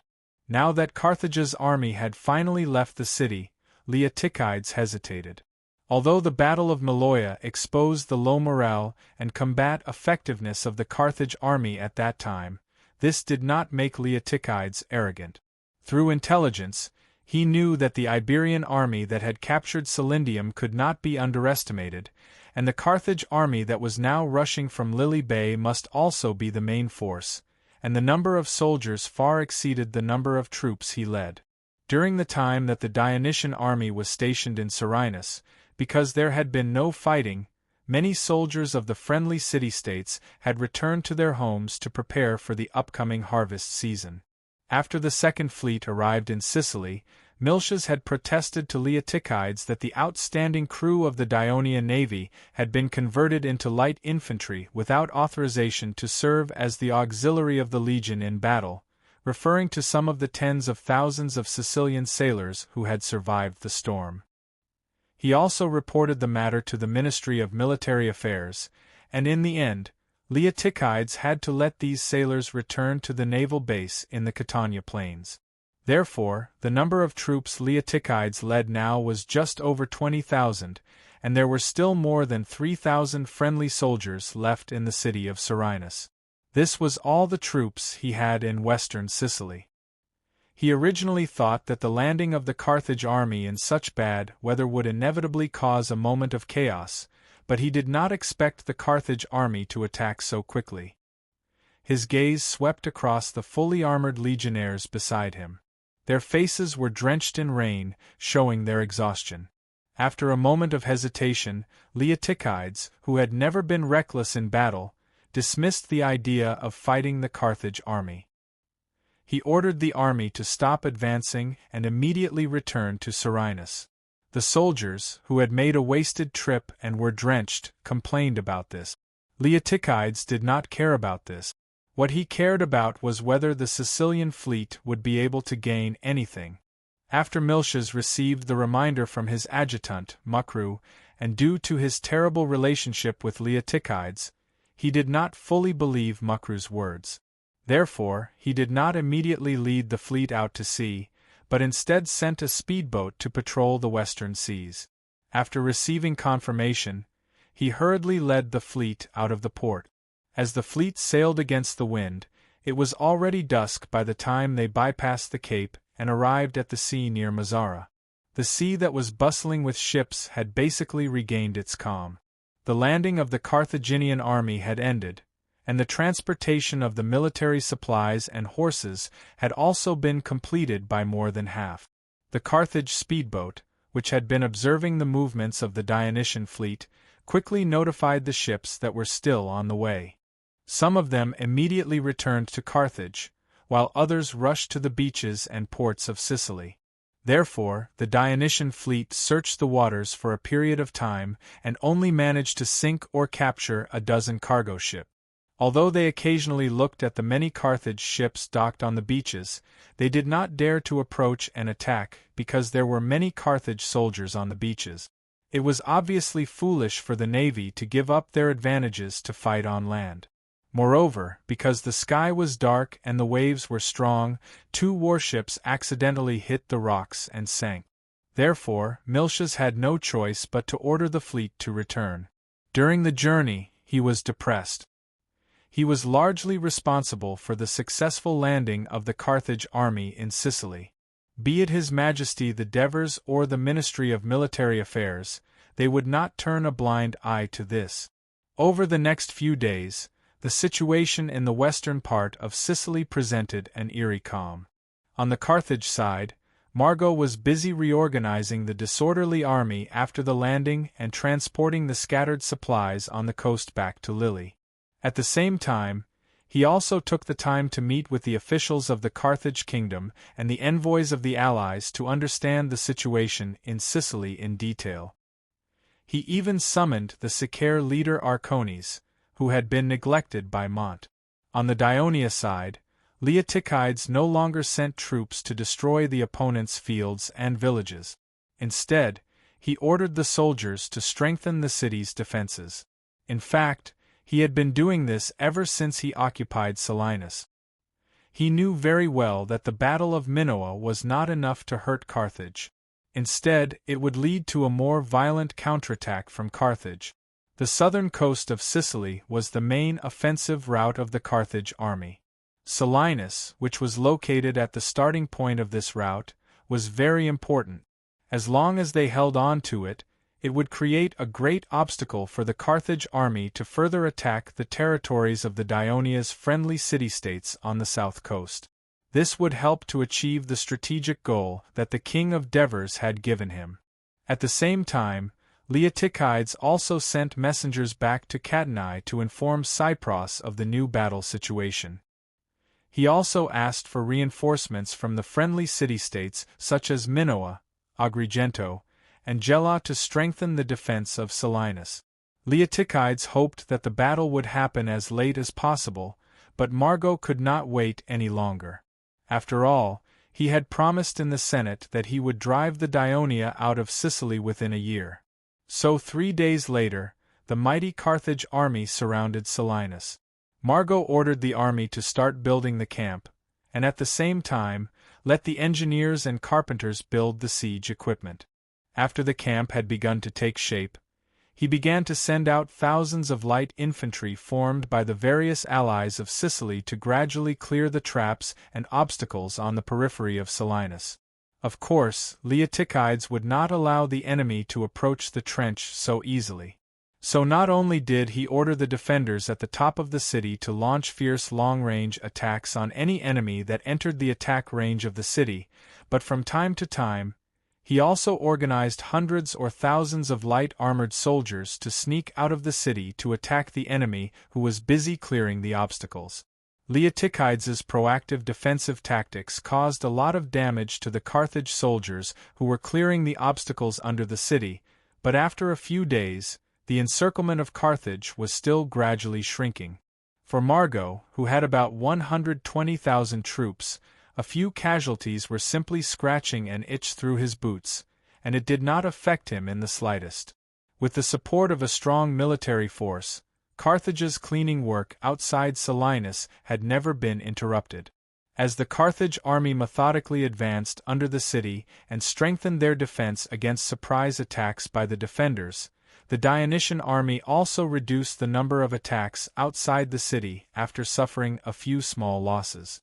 Soon, Carthage's men placed dozens of ballistae in front of the city and continuously bombarded the city walls with stone bullets. Since the Legion of Dionysia usually trained in attacking and defending the city walls, they naturally had their own research on how to defend against the ballistae. In addition to letting the ballistae on the city walls and inside the city accurately strike the enemy's ballistae, Leotychides also ordered the soldiers to collect a large number of fishing nets from the port fishermen, hang them down from the top of the city, and cover the walls to cushion the impact of the stone bullet. Chapter 891. Carthage was not Rome.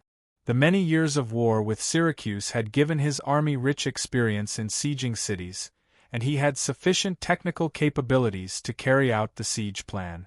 Margot saw that the effects of the ballista attacks were not obvious. After some thought, he ordered the construction of a wall 100 meters away from Selinus. Not only did it have to completely surround Selinus, but its height must also not be lower than Selinus city walls. This way, not only could it prevent a surprise attack from Dionia, but it could also suppress the enemy's long-range attacks, which would be beneficial for the next attack. Under Margot's command, the entire barracks of nearly 100,000 soldiers and countless laborers transporting supplies began to move under the guidance of the engineers. the defenders of Dionia discovered the enemy's intentions. They had launched several surprise attacks outside the city, but were repelled by the well-prepared Carthage. 3 days later, the prototype of a mud wall surrounding Serenus rose from the ground. While the soldiers of Dionia were still in shock, in the residence of the governor of Serenus, the commander of the kingdom of Dionia, Leotychides, met with the commander of the Sicilian fleet, Miltiades. Ever since Leotychides incorporated the crew of the Sicilian fleet into his army without the approval of the Ministry of Military Affairs, violating the interests of the Dionia navy, and was discovered by the newly appointed Miltiades, the two sides fell out. Miltiades moved to the port and did not meet with Leotychides again. The reason why he came to the city to discuss this time was because he had no other choice. As Miltiades was worried about the occurrence of a storm, he stopped the warships patrolling the western waters of Sicily, allowing Carthage's army to easily land in Sicily. This was a huge military mistake. If Leotychides were to add insult to injury and report to the Ministry of Military Affairs, saying that he had repeatedly reminded the Sicilian fleet not to stop the blockade of the Western Sea because of the bad weather, but the commander of the Sicilian fleet stubbornly refused to listen, which led to a drastic change in the war situation in Sicily. This would not only increase the ill will of the King of Devers and the Ministry of Military Affairs towards Miltiades, but it could also ruin his military career in the future. That was why Miltiades had come with the mentality of admitting defeat. When Leotychides saw him, he did not mention anything about the Carthage army landing.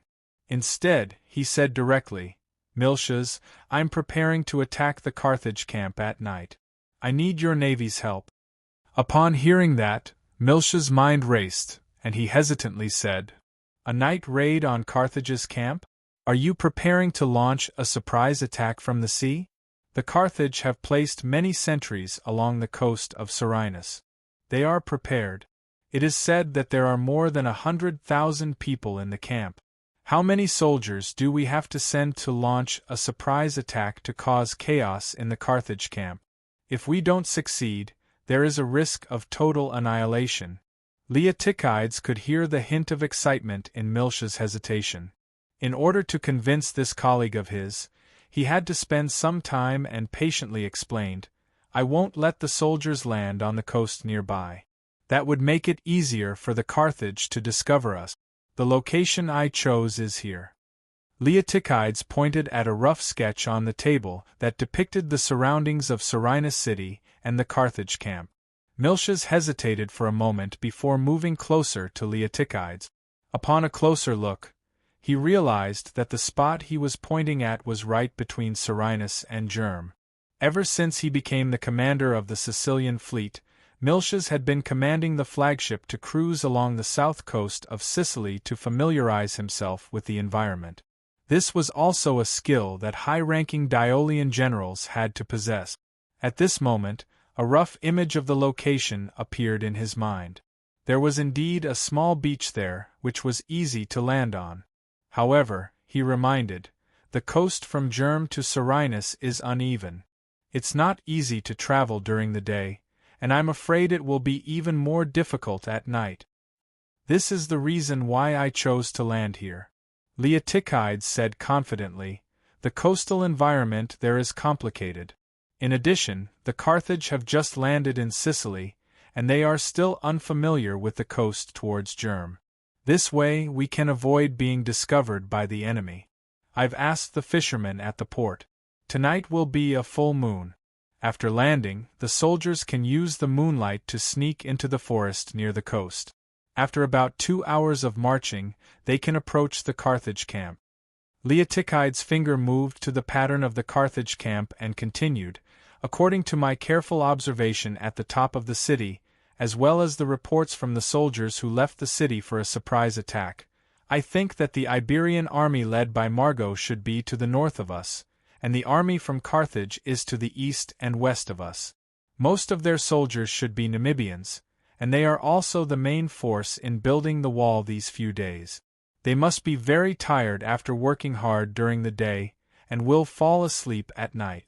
And these days, the Carthage army has focused their entire defense on protecting the wall that is being built, and I'm afraid they have neglected to guard the rear of their camp. The possibility of our surprise attack is very high. When the time comes, I will also gather 10,000 heavy infantry in the city. When the surprise attack causes chaos in the Carthage camp, we will immediately rush out of the city, break through the wall, and attack the Carthage camp to receive them back to the city. If the situation is very favorable to us, we can continue to attack. What if the surprise attack fails? Miltiades suddenly interrupted him. Leotychides had already thought about it. He said unhurriedly, I will let them escape east into the mountains, and finally return through Minoa. Miltiades did not speak. He knew that there were allies in the mountains to the east, the Cycles. As long as they escaped into the mountains, the possibility of safe return was very high. He carefully looked at the sketch on the table, his eyes focused on the target of the night attack, which was located at the east of Selinus city, the Carthage camp. Perhaps because the Carthage had a strong military force, the camp was built a mile away from the city. Standing at the top of the city, one could roughly see the Carthage camp, so Leotychides was able to infer the general layout of the Carthage camp. He did not have much doubt. At this time, Leotychides said, I will send the 8th Legion's Light Armor Brigade and 1,000 reserve soldiers to carry out this surprise attack. I hope that the Sicilian fleet's infantry can also participate in this operation. No. Miltiades instinctively wanted to refuse, but as soon as the words left his mouth, he immediately realized that it would be a good thing for him if the fleet's infantrymen were to participate in this night raid. It would make up for his previous mistakes, and he immediately changed his mind. Of course, that's not a problem. Our fleet's infantrymen are best at landing raids. I'll have them all join this raid. Previously, the 4th Fleet that Miltiades led had 43 oared warships, 30 of which were Raven warship. Thus, there were 1,200 infantrymen, and in addition to those who survived the storm, he had about 3,000 infantrymen under his command. This way, the number of soldiers participating in the surprise attack would reach 5,000. Leotychides was satisfied. This was one of the main reasons he called Miltiades over. And with the participation of the infantry in this night attack, Miltiades also became more proactive. He spent a long time perfecting the surprise attack plan with Leotychide. Margot was awakened from his sleep. He was shocked to hear the news of Dionia attacking the camp. At this time, faint sounds of fighting reached his ears. He hurried out of the tent and asked anxiously, Which camp is under attack? How many enemies are there? It should be in the middle of the east camp. I don't know how many enemies there are. The adjutant replied hurriedly. Margot walked out of the tent. The sounds of fighting and screams became clearer, and there were constant exclamations. The night attack of the Dionia had begun to alarm the soldiers in the other camp. Margot looked to the east. Even with the moonlight shining, the camp of nearly 100,000 troops stretched for more than 10 miles. Just the central camp alone was a few miles away from the scene of the incident. At a glance, it was dark and he could not see anything at all. Margot listened carefully for a while. Although the shouts and screams were getting louder, he did not panic. During the conquest of southern Iberia, he had encountered too many night attacks and was already very experienced. He immediately decisively said to his adjutant, Send messengers to the camps and inform the generals to control the soldiers in their camps and prepare for defense. Without my orders, no one is allowed to lead troops to rescue without my orders. If anyone disobeys my orders, I will crucify him. The reason why Margot was so harsh was because the eastern camp was mainly garrisoned with the army formed by Carthage, and most of its generals were nobles of Carthage. Margot had left Carthage for more than 10 years, and some people might ignore his existence and act without authorization. The messengers rushed away, and the generals of the central camp quickly rushed to the big tent after receiving the urgent summons. Margot once again directly ordered them, immediately gather your soldiers. Except for Tarka, who will lead his troops to defend the camp, the rest of the army will follow me to rescue the attacked camp." Before Margot's voice died away, a deafening roar suddenly came from outside the tent. Some people in the tent heard it and their expressions changed. The adjutant rushed in and shouted eagerly, "Sir, the Dionia sent troops from the city and attacked the camp in the east." Margot looked calm and even showed a smile. "Listening to this sound, I'm afraid the Dionia sent a lot of soldiers." "That's great. We can catch them all in one fell swoop, and then it will be much easier to attack Serene city." Chapter 892. The strong military force gave Ma Gu enough confidence. He didn't care about a few casualties, and his words also made the generals excited. Margot then said to his adjutant, "Immediately send someone to inform Ade Micah in the southern camp. Let him organize 10,000 soldiers and rush to the eastern camp as our backup." "Yes, sir." Margot looked around at the crowd and said in stiff Celtic language, "Lutham, you and your people will be the vanguard." The Celtic leader Lutham, whose appearance and attire were obviously different from the others, replied in a low, muffled voice, "Oh." Lutham was a Lusitanian, a fierce and warlike race that lived widely in the northwest of Iberia. They had once caused great trouble for Margot's expansion in the Iberian Peninsula, and even threatened his rule in the southern part of Iberia. In the end, Margot had no choice but to sign a peace treaty with them. This time, he moved several large tribes of the race with generous benefits, and they formed an army of about 8,000 men to follow Margot to conquer Sicily. Lutham was only one of the leaders of the tribe. Since the battle at night relied more on individual strength, it was advantageous for them to perform well. About 10 minutes later, the army of the Central Army left the southern gate of the camp. They followed the mud wall and advanced towards the eastern camp that was in chaos. When evening came, Leotychides went up to the eastern wall and watched Carthage's camp attentively.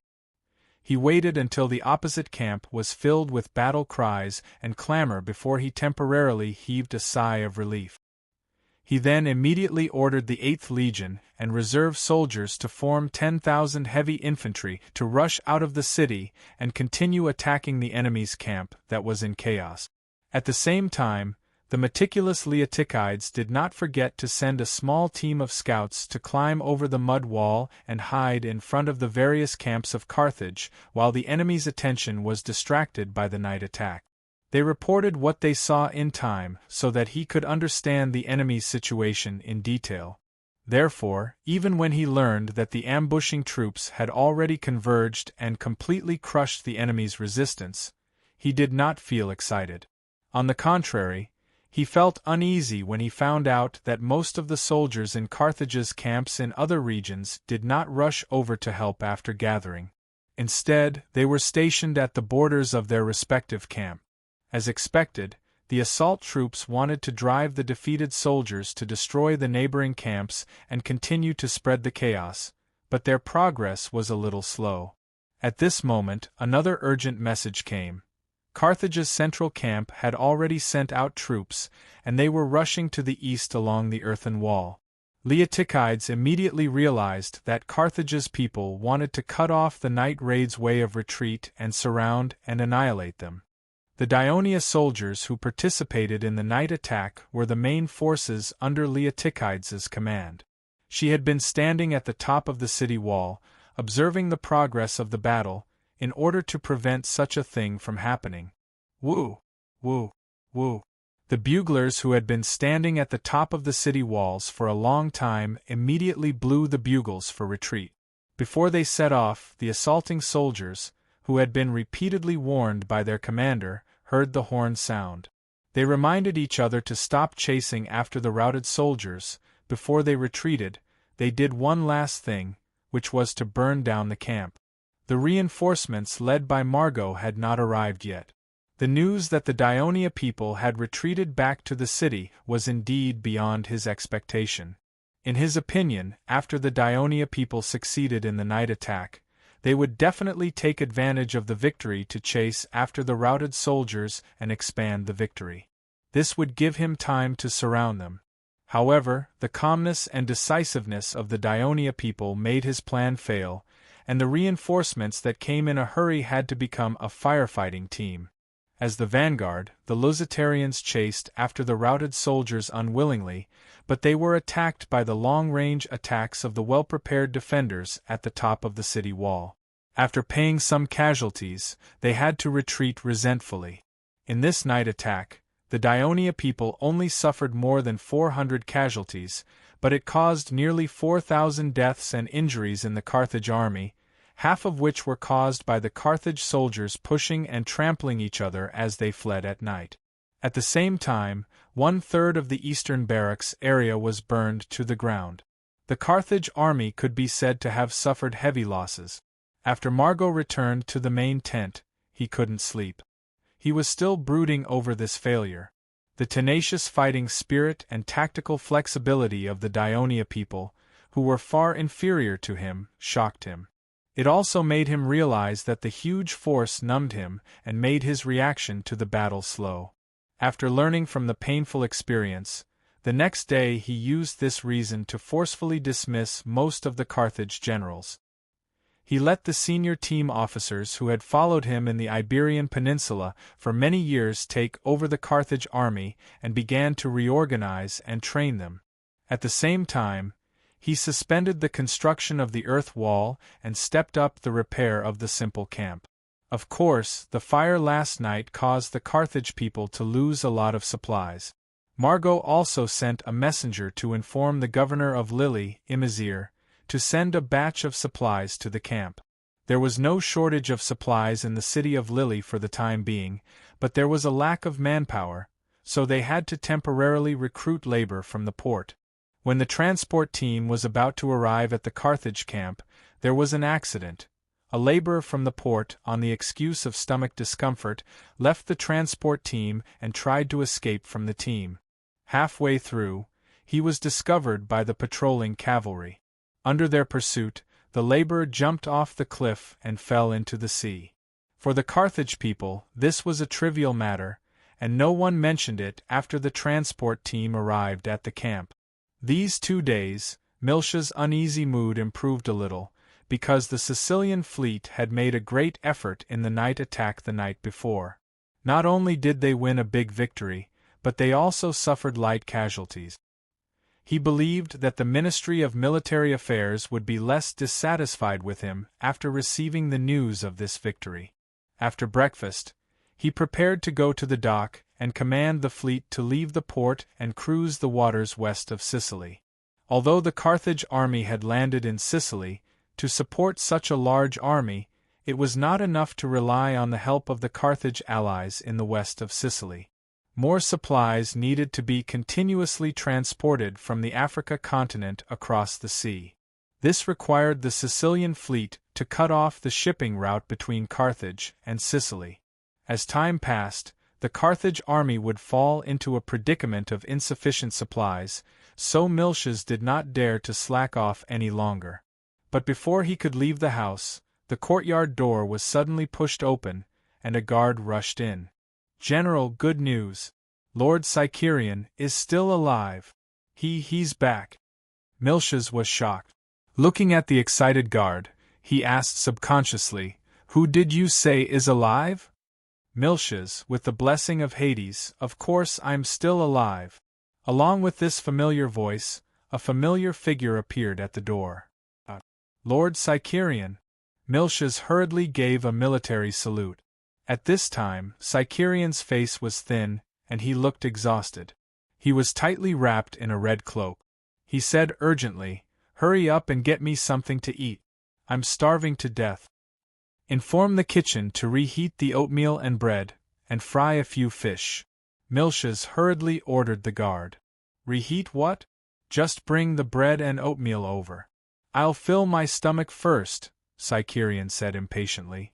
Then, he turned around and said to the fleet soldiers who had accompanied him here, "Brothers, hurry back to carry out your mission. You'll be punished if you delay. After I've rested, I'll have a good chat with you." The large group of sailors who were crowding outside the door listened to Sicerian's persuasion. They reluctantly left the house and returned to the dock.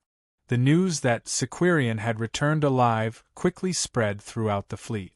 Every crew member was excited because the Navy commander and hero that they thought was dead had returned.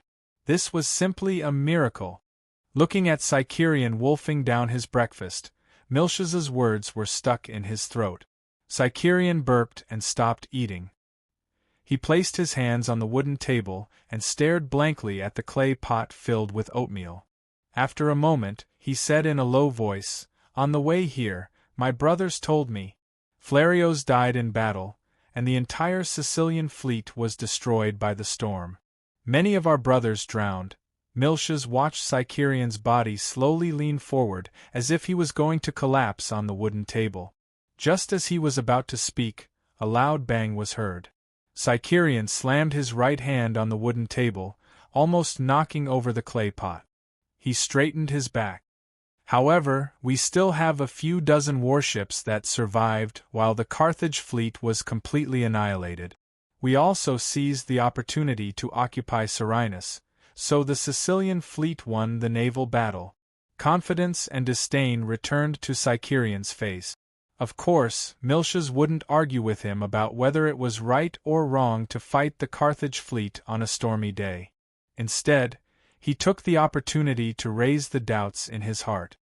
"My lord, we've been looking for you all this time, but we couldn't find you. Where did you go?" "I'm in Lily," Sequirian replied calmly. You were captured by the Carthage fleet?" Milch's was shocked. Why didn't the Carthage fleet mention this when they came to exchange captives? "Of course not," Sequirian recalled painfully. "After the storm, I woke up to find myself lying on the beach, surrounded by drowned and unconscious sailors. I wanted to save them, but I saw the Carthage fleet rushing to the beach. I didn't want to be captured by them, so I swam back into the sea. But I was tired and hungry. But at that time I was tired and hungry. Not long after I swam, I felt weak. Coincidentally, there were a few slow-moving Carthaginian ships searching for survivors of the shipwreck nearby. I had no choice but to dive into the water. Under the cover of the darkness of the night, when the Carthaginians weren't paying attention, I grabbed the side of a large ship that was about to return. As a result, I was brought into the port of Lily. I was able to make my way quietly to the quay because of the storm and the shipwreck, and with the help of my Greek compatriots in the harbor, I was able to lie in wait at Lillebo. I have since come to think that the beach on which I was lying may have been between Mazzara and Lillebo. As the people of Lily were worried about being attacked by our army, the city was heavily guarded, and it was difficult for me to go out. If it wasn't for the fact that the Carthage fleet needed us to transport their supplies, I'm afraid I would still be waiting in Lily for an opportunity. But Chapter 893. He turned to look at Milch's with bright eyes and reprimanded him loudly. "Milch's, ever since the establishment of the Dionian Navy, it has been a tradition of our navy to charge forward bravely. However, you did not follow the established plan to patrol the waters west of Sicily because you were afraid of the strong winds and waves. You missed the opportunity to land the Carthaginian army in Sicily and deal them a heavy blow. I am very disappointed in you." Milch's was still listening attentively to Sequirian's adventures. He sighed inwardly. If it weren't for this old officer's good luck, his superb stamina, and his swimming skills, ordinary sailors would have become Carthage's captives. When he suddenly heard the last few words, his face flushed. He did not argue, but lowered his head in shame. "Fortunately, I'm back now," Sequirian said in a low voice. "You can return the command of the fleet to me." Milch's suddenly raised his head. After meeting Sequirian's sharp gaze, he immediately avoided it. After a moment, he met Sequirian's gaze again and summoned his courage to say, "My lord, the command of the Sicilian fleet was granted to me by His Majesty and the Ministry of Military Affairs. I dare not transfer it without permission, because it's against military law." Milch's objection stunned Sequirian. His face showed some displeasure, and he tried his best to speak in a calm tone. You don't understand what I mean. You can continue to be the commander of the Sicilian fleet, but I will be commanding the fleet. You have to know that if it weren't for me being trapped in Lily, you wouldn't have become the commander of the Sicilian fleet." What Cyprian said was indeed the truth. The letter that the Devers wrote to the Ministry of Military Affairs specifically mentioned the appointment of the commander of the Sicilian fleet. That was why Miltiades was initially appointed as the acting commander of the Sicilian fleet. However, due to the failure to find Sicerian and the drowning of Flarios, the Ministry of Military Affairs finally decided to appoint Miltiades as the official commander of the Sicilian fleet. As the former commander of the Ionia Navy, Cyprian had won every battle since the founding of the Ionia Navy. He had a high prestige in the Navy, and the three commanders, Mytilades, Flarios, and Miltiades, were his subordinates. It was inevitable that Miltiades would feel nervous when facing the powerful Cyprian. However, Miltiades had been in charge of the Fourth Fleet for so many years, and was no longer the captain of the Devers flagship. He had gained some confidence and authority. This was one of the reasons why the Devers split the Navy into four. More importantly, Miltiades thought about the huge mistake he had made, and was now thinking about how to make up for it in future battles. If he were to hand over the command of the fleet to Cyprian now, it would be a mistake that could not be made up for by the end of the war. Everyone would credit the victory to Cyprian, and he would become the laughing stock of the Navy. Miltiades had already considered the pros and cons of the situation, so he calmed down and spoke in a more forceful tone. "Lord Cyprian, you were once my superior and also an elder of the Senate. I still remember what you said. As the captain of a warship, you must set an example for your crew. Fulfill your duties, command your crew, and fight bravely. I believe you know very well that since the founding of the kingdom, there has never been a general in the army who did not fulfill his duties and enjoy the benefits of a promotion. I don't want to be the first," Miltiades said with a serious expression, and then he smiled bitterly. "Of course, if you think I'm incompetent, you can apply to the Ministry of Military Affairs to remove me from my position as the commander of the Sicilian fleet." Cyprian's face darkened, and his gaze on Miltiades sharpened. Miltiades faced him calmly without fear. The two stared at each other, and the atmosphere in the room became tense.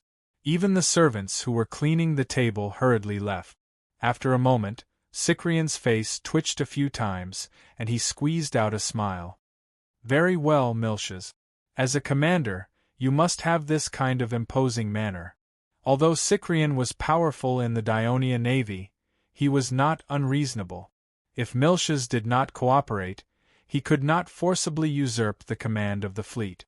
That was not only a violation of military law, but also the laws of the kingdom. Given the temperament of the King of Devers, he was likely to be sent to prison in anger. As for directly requesting to the Ministry of Military Affairs to remove Miltiades and replace him as the commander of the Sicilian fleet, that was too overbearing. It would arouse the disgust of some people in the Royal Navy, and damage his own image. Cyprian had been in a high position for more than 10 years, and was no longer the young and impulsive poor sailor. Naturally, he had a lot of concerns. After a while, he said disinterestedly, "In a while, send a fast ship to send me back to the naval base in Catania. I should also pay my respects to Flarios and the brothers who died in battle." Miltiades did not know what was going on in Cyprian's mind, but he was relieved that Cyprian had stopped pressuring him. Of course, he could not wait for Cyprian to leave, so he did not urge him to stay. "Yes, my lord. I will arrange it immediately." With that, he quickly left the tense room as if he was avoiding the plague, and strode towards the courtyard. At that moment, the wooden door was pushed open, and Leotychides's adjutant, Mucru, walked in. "General Miltiades, Commander Prososus invites you to the governor's mansion. He has an urgent military matter to discuss with you." When Miltiades heard this, he was delighted that a pillow had been delivered to him just when he wanted to doze off. He did not ask about the urgent military situation, and turned around. "Sir, I have to make a trip to the city to discuss the battle plan with the army. Without affecting the overall strategy, we must protect the interests of our fleet as much as possible. Theodore walked out of the living room leisurely. On his way here, he had already heard about how Leotyzides had incorporated tens of thousands of crew members into the Legion, so he reminded him of this. Muckru stared at him with wide eyes and shouted in surprise, "Sir Cyprian, you're still alive?" As soon as the two highest officers of Dionia in Sicily met, Leotyzides said, "Agrigento has sent an urgent request for help. There are tens of thousands of Carthage troops attacking Agrigento city." On the way here, Tagru did not reveal any urgent military matter to Miltiades, so when he heard this, he was a little surprised. Tens of thousands of Carthage soldiers attacking Agrigento city? That's impossible. These few days, our patrol ships on the coast east of Serenus did not find any traces of Carthage's army advancing east, and Minoa city is also very peaceful. Carthage's army did not go through the south coast. They are most likely going through the central mountains. A trace of regret appeared on Leotychides's face. We were tricked by that Carthage general Margo. He besieged Serenus to attract our attention, but secretly sent some troops over the mountains to attack our allies in the rear. Aren't there Sicels in the mountains? Why did they let Carthage's army pass so easily? Miltiades remembered this Dionia ally that he had not yet met and asked doubtfully. I was careless this time. Although the Sicels haven't sent any news, I'm afraid they have already been defeated. Some of the soldiers that Margo brought from Iberia are very good at fighting in the mountains. The fall of Seldom is a good example. Leotychides's voice was slightly anxious. Agrigento has lost many soldiers in the Battle of Minoa. A few days ago, because Carthage besieged Serenus, they also sent some reinforcement. I'm afraid that Agrigento city is now empty of troops. We need to help immediately. There are no extra ships in the port. I need your fleet to immediately send 6,000 reinforcements to Agrigento's port. Miltiades knew the urgency of the situation. Once Agrigento fell, not only would the neighboring Gela and Minoa be in danger, but the Dionysian army's land route would also be cut off. Under the attack of Carthage's army, the situation on the south coast of Sicily would become complicated. Thus, Miltiades did not say anything like, "The Sicilian fleet is used for battle, not to transport troops." Instead, he immediately replied, "I'll go to the port now and get the fleet ready.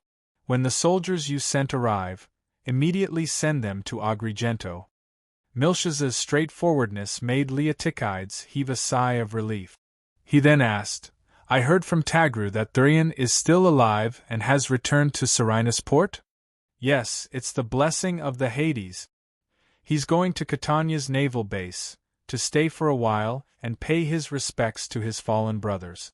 Miltiades wanted to show his joy, but he remembered that Thurian wanted to take over the fleet, so his expression was a little strange. Leotychides looked at him and said faintly, "Thurian must have suffered a lot during this period. He should take a rest." Thurian's return would naturally involve the issue of command of the Sicilian fleet. Compared to Thurian's forcefulness, Leotychides was more willing to work with Miltiades, who had become proactive after making a mistake. Thus, his words revealed a hint of support for Miltiades, which made Miltiades happy. After all, if the Ministry of Military Affairs really considered this issue, they might also consult Leotychides's opinion. Chapter 894. After Miltiades left, Leotychides immediately said, "Tagru, quickly inform the reinforcements to head to the port immediately." "Yes, Commander." Tagru received the order, but did not execute it immediately. Instead, he asked doubtfully, "Isn't it too risky for the Carthage people? They've sent tens of thousands of troops to cross the mountainous region where transportation and food transportation are inconvenient. Separated by Serenus and Minoa, they want to take down Agrigento. Once our reinforcements arrive, their plan will fail. These tens of thousands of Carthaginians may not even need us to attack." They may collapse because of the lack of food supply in time. Yes, this Carthage commander Margot is really daring. It seems that he has great faith in the ability of his army. Leotychides looked at the wooden map hanging on the wall, his eyes gleaming. That's why our reinforcements must be fast. Ever since the Dionysian army occupied Serenus, half of its port had been quickly transformed into a simple military port. Not only could the warships of the Sicilian fleet dock for supplies, but they could also be pushed ashore for maintenance and repairs. This gave the fleet a stable and safe foothold in the west of Sicily, making it convenient for them to patrol and attack the western seas. Now, more than 150 warships of the Sicilian fleet were docked at the port. Soldiers from Minoa, Agrigento, Gela, Camalina, Econome, and other friendly cities on the south coast, as well as 1,000 soldiers from the Dionia Reserve Corps, a total of 6,000 soldiers were boarding the warships in batches. In order to transport the reinforcements to the port of Agrigento in one go, Miltiades did not even let the soldiers board the Corvus warship in order to make more space for the warships. He felt that the entire fleet could not be used to transport the soldiers. At least half of the warships needed to be used as escorts. This was a precaution that a naval commander must have. Miltiades, on the other hand, retorted that only half of the warships had to be used for transport. Now that the enemy was in a critical situation, if Agrigento was breached due to a lack of troops, who would bear the responsibility? Moreover, after the transport of the troops, the Sicilian fleet had to cruise to the west, so it could not be delayed. Both sides parted on bad terms again. So Thurian simply boarded the first ship to leave the harbor. Out of sight, out of mind. In order to save time, as soon as every warship was loaded with soldiers, they would immediately depart. Thus, when Miltiades boarded the flagship and left the port, the entire fleet stretched out 4 to 5 miles to the east, forming a single straight line. Because every ship was fully loaded with soldiers, the speed at which they sailed was slow. Miltiades was also a little anxious. He looked at the soldiers lying on the deck and estimated the time it would take to get from Serenus to Agrigento at this speed. By the time the transport was completed, it would already be afternoon, and the fleet would not be able to patrol. At this moment, he actually hoped that there would be a stronger northwest wind like the day Carthage's army landed.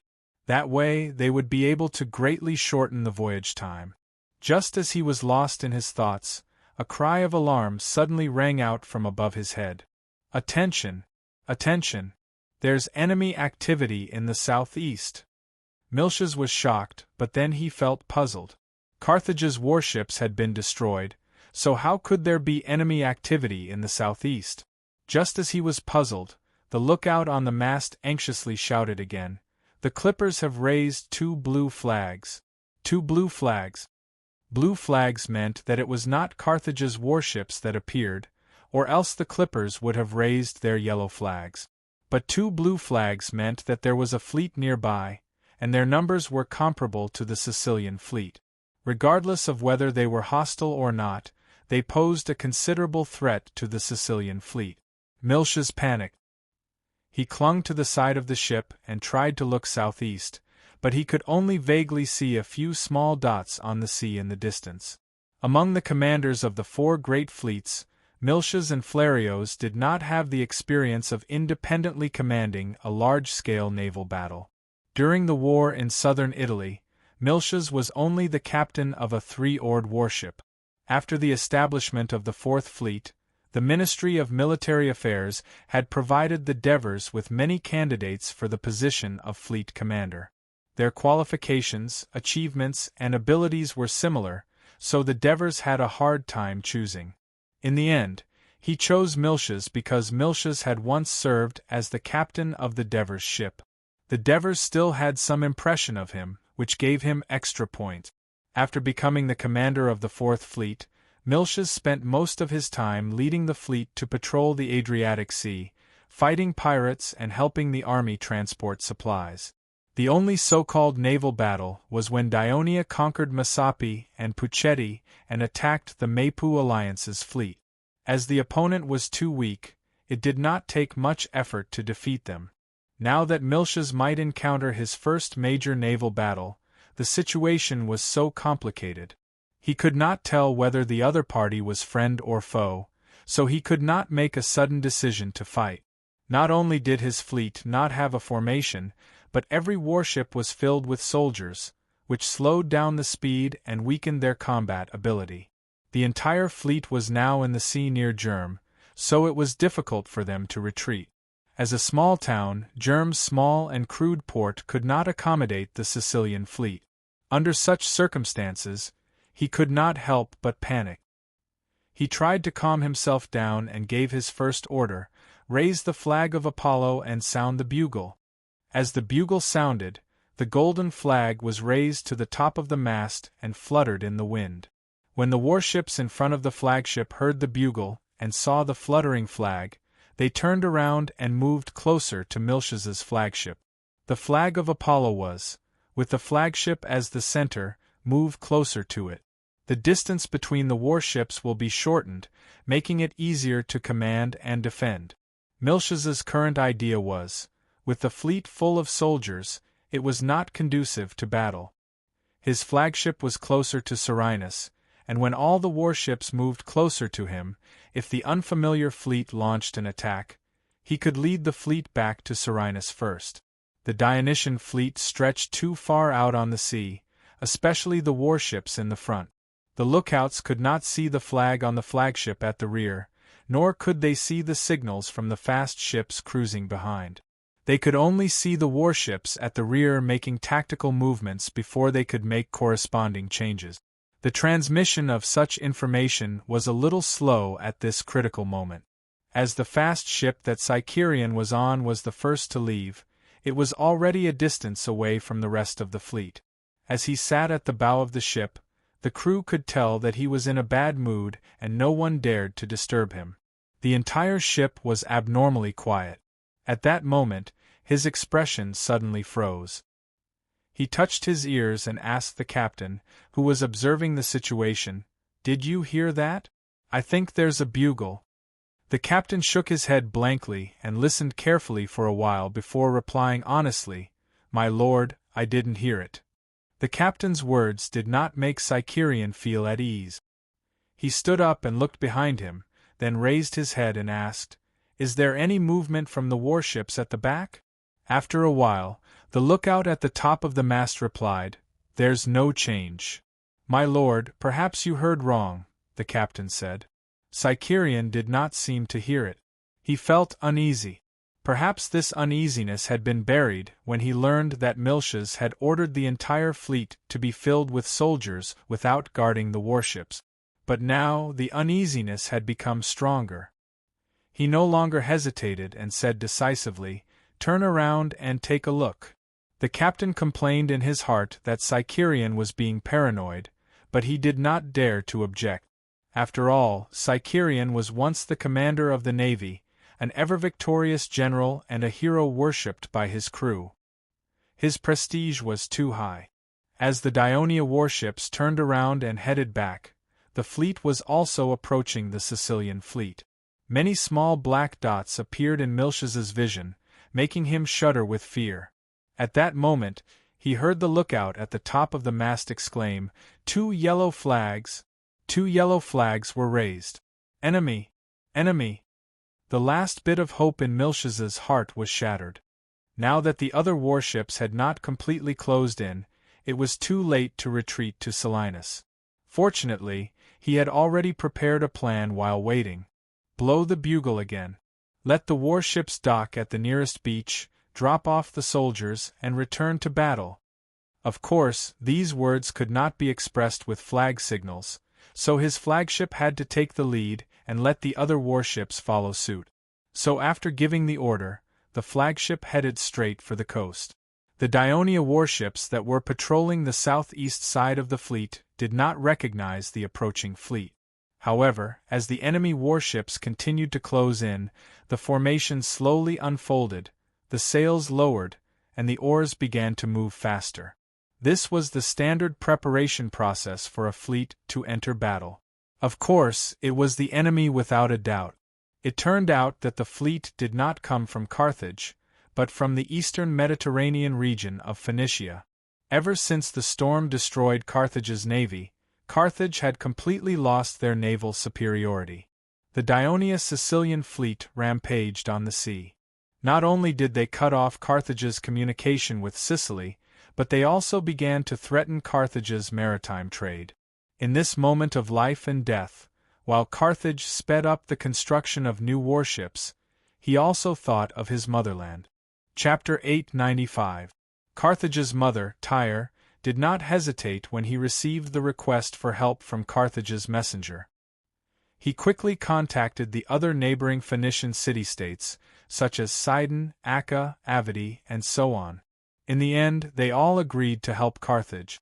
After all, one of the main reasons why the Phoenicians were able to live a relatively comfortable life under the rule of Persia was that they offered a large amount of gold and silver to the Persia royal court every year. These gold and silver were mainly traded to them by Carthage at a lower price. Although there were not many Phoenician city-states under the kingdom of Persia, and their territory was not large, they had hundreds of warships. Because the people of Persia were located inland, they were not good at sailing. Therefore, its navy was provided by foreigners, mainly from the Phoenicians and the Greeks of Asia Minor. In recent years, the king of Persia had the intention to take back Egypt, so he had been preparing for war. The Phoenicians were the main force of the Persian navy, and they did not lack training. However, there was an important problem. The Phoenician city-states in the eastern Mediterranean Sea were under the rule of Persia, and their warships were also under the Persian navy. Of course, they could not leave without permission and go to the western Mediterranean Sea. Therefore, Tyre, Sidon, had to send messengers to the Persia royal court to seek permission from Artaxerxes, the king of Persia. Ever since the signing of the Great Contract, the Greek city-states, which were Persia's biggest enemies, not only did not become enemies with Persia, but they also allowed Persia to act as an arbitrator to mediate the conflicts and disputes between the Greek city-states. This was equivalent to expressing their allegiance to Persia. Artaxerxes felt that he had achieved great feats that the great kings of the past had never achieved. Moreover, the political situation in Persia at that time was stable, and all the barbarians had submitted to him, so his throne was very secure.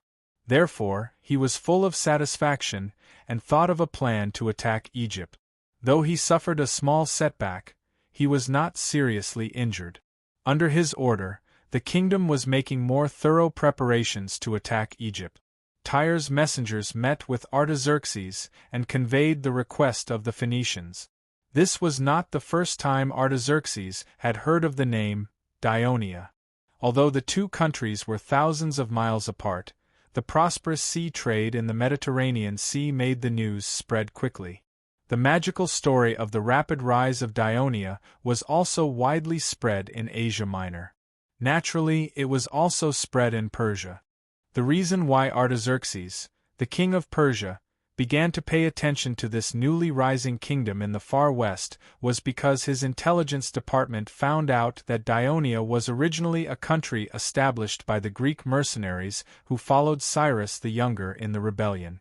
After all, the story of the Greek mercenaries fighting for thousands of miles in Persia and finally successfully escaping was widely spread in Greece. It was also spread in Asia Minor, but it was a humiliation for Artaxerxes and his Persia army. After further investigation by the Royal Intelligence Department, Artaxerxes learned more.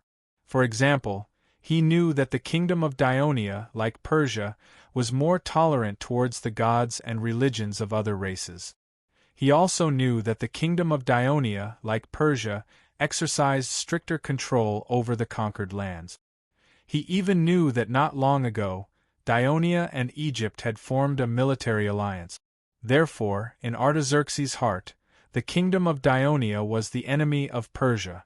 It was just that this country was too far away, and its strength was too insignificant.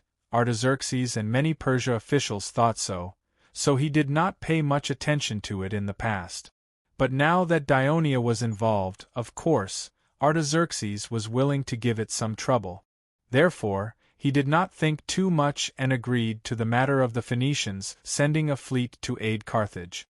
He also generously allowed them to use the flag of Persia if necessary.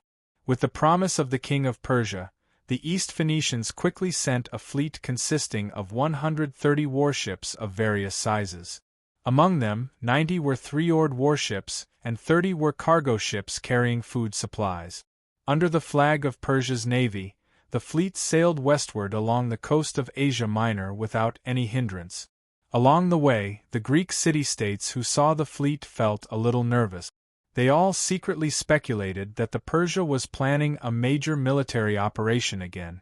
The people of Athens were undoubtedly the most nervous, because at this time, they were allied with the Thebes against Sparta. The Persia fleet sailing westward at this time could not help but panic. Could it be that Persia wanted to support Sparta and join the war? If that was the case, the future of Athens would be very bad. The East Phoenician fleet was like a stone falling into a water bottle, stirring up waves. However, it did not attract too much attention from the people of Dionia. Because Dionia was fully focused on dealing with several wars, they could not spare the energy to pay attention to the eastern Mediterranean. Moreover, in the hearts of the people of Dionia, they believed that the Persia fleet would not attack the western Mediterranean. The more chaos they caused in the eastern Mediterranean, the better. Moreover, it was almost autumn, and the farmlands in Dionia were about to have a bumper harvest. The merchants of the kingdom no longer bought food from the eastern Mediterranean. Instead, they transferred a lot of manpower to the Latin region in central Italy, in an attempt to obtain new business opportunities and more profits from this newly conquered land. Naturally, the number of Dionia merchant ships shuttling on the eastern Mediterranean's trade routes had decreased significantly. This also caused the Ministry of Military Affairs to not get much information about the Persia fleet. Later, the East Phoenician fleet docked at the port of Kydonia in Crete. This made the people of Athens even more nervous, because the city-states of Crete were allies of Sparta, and Kydonia was closer to the mainland of Greece. However, a few days later, the people of Athens received news that the Persia fleet had disappeared from Crete. This made them puzzled, but no one saw any trace of the fleet on the coast of the mainland of Greece. In fact, after the East Phoenician fleet rested in Kydonia, one day when a strong north wind blew on the sea, they quietly left the port and sailed southwest, avoiding the commonly used route of Greek merchant ships. They reached Cyrenaica, a sub-state of Sparta, and then continued west along the coast of Africa to the easternmost colony of the Phoenicians in Africa, Leptis.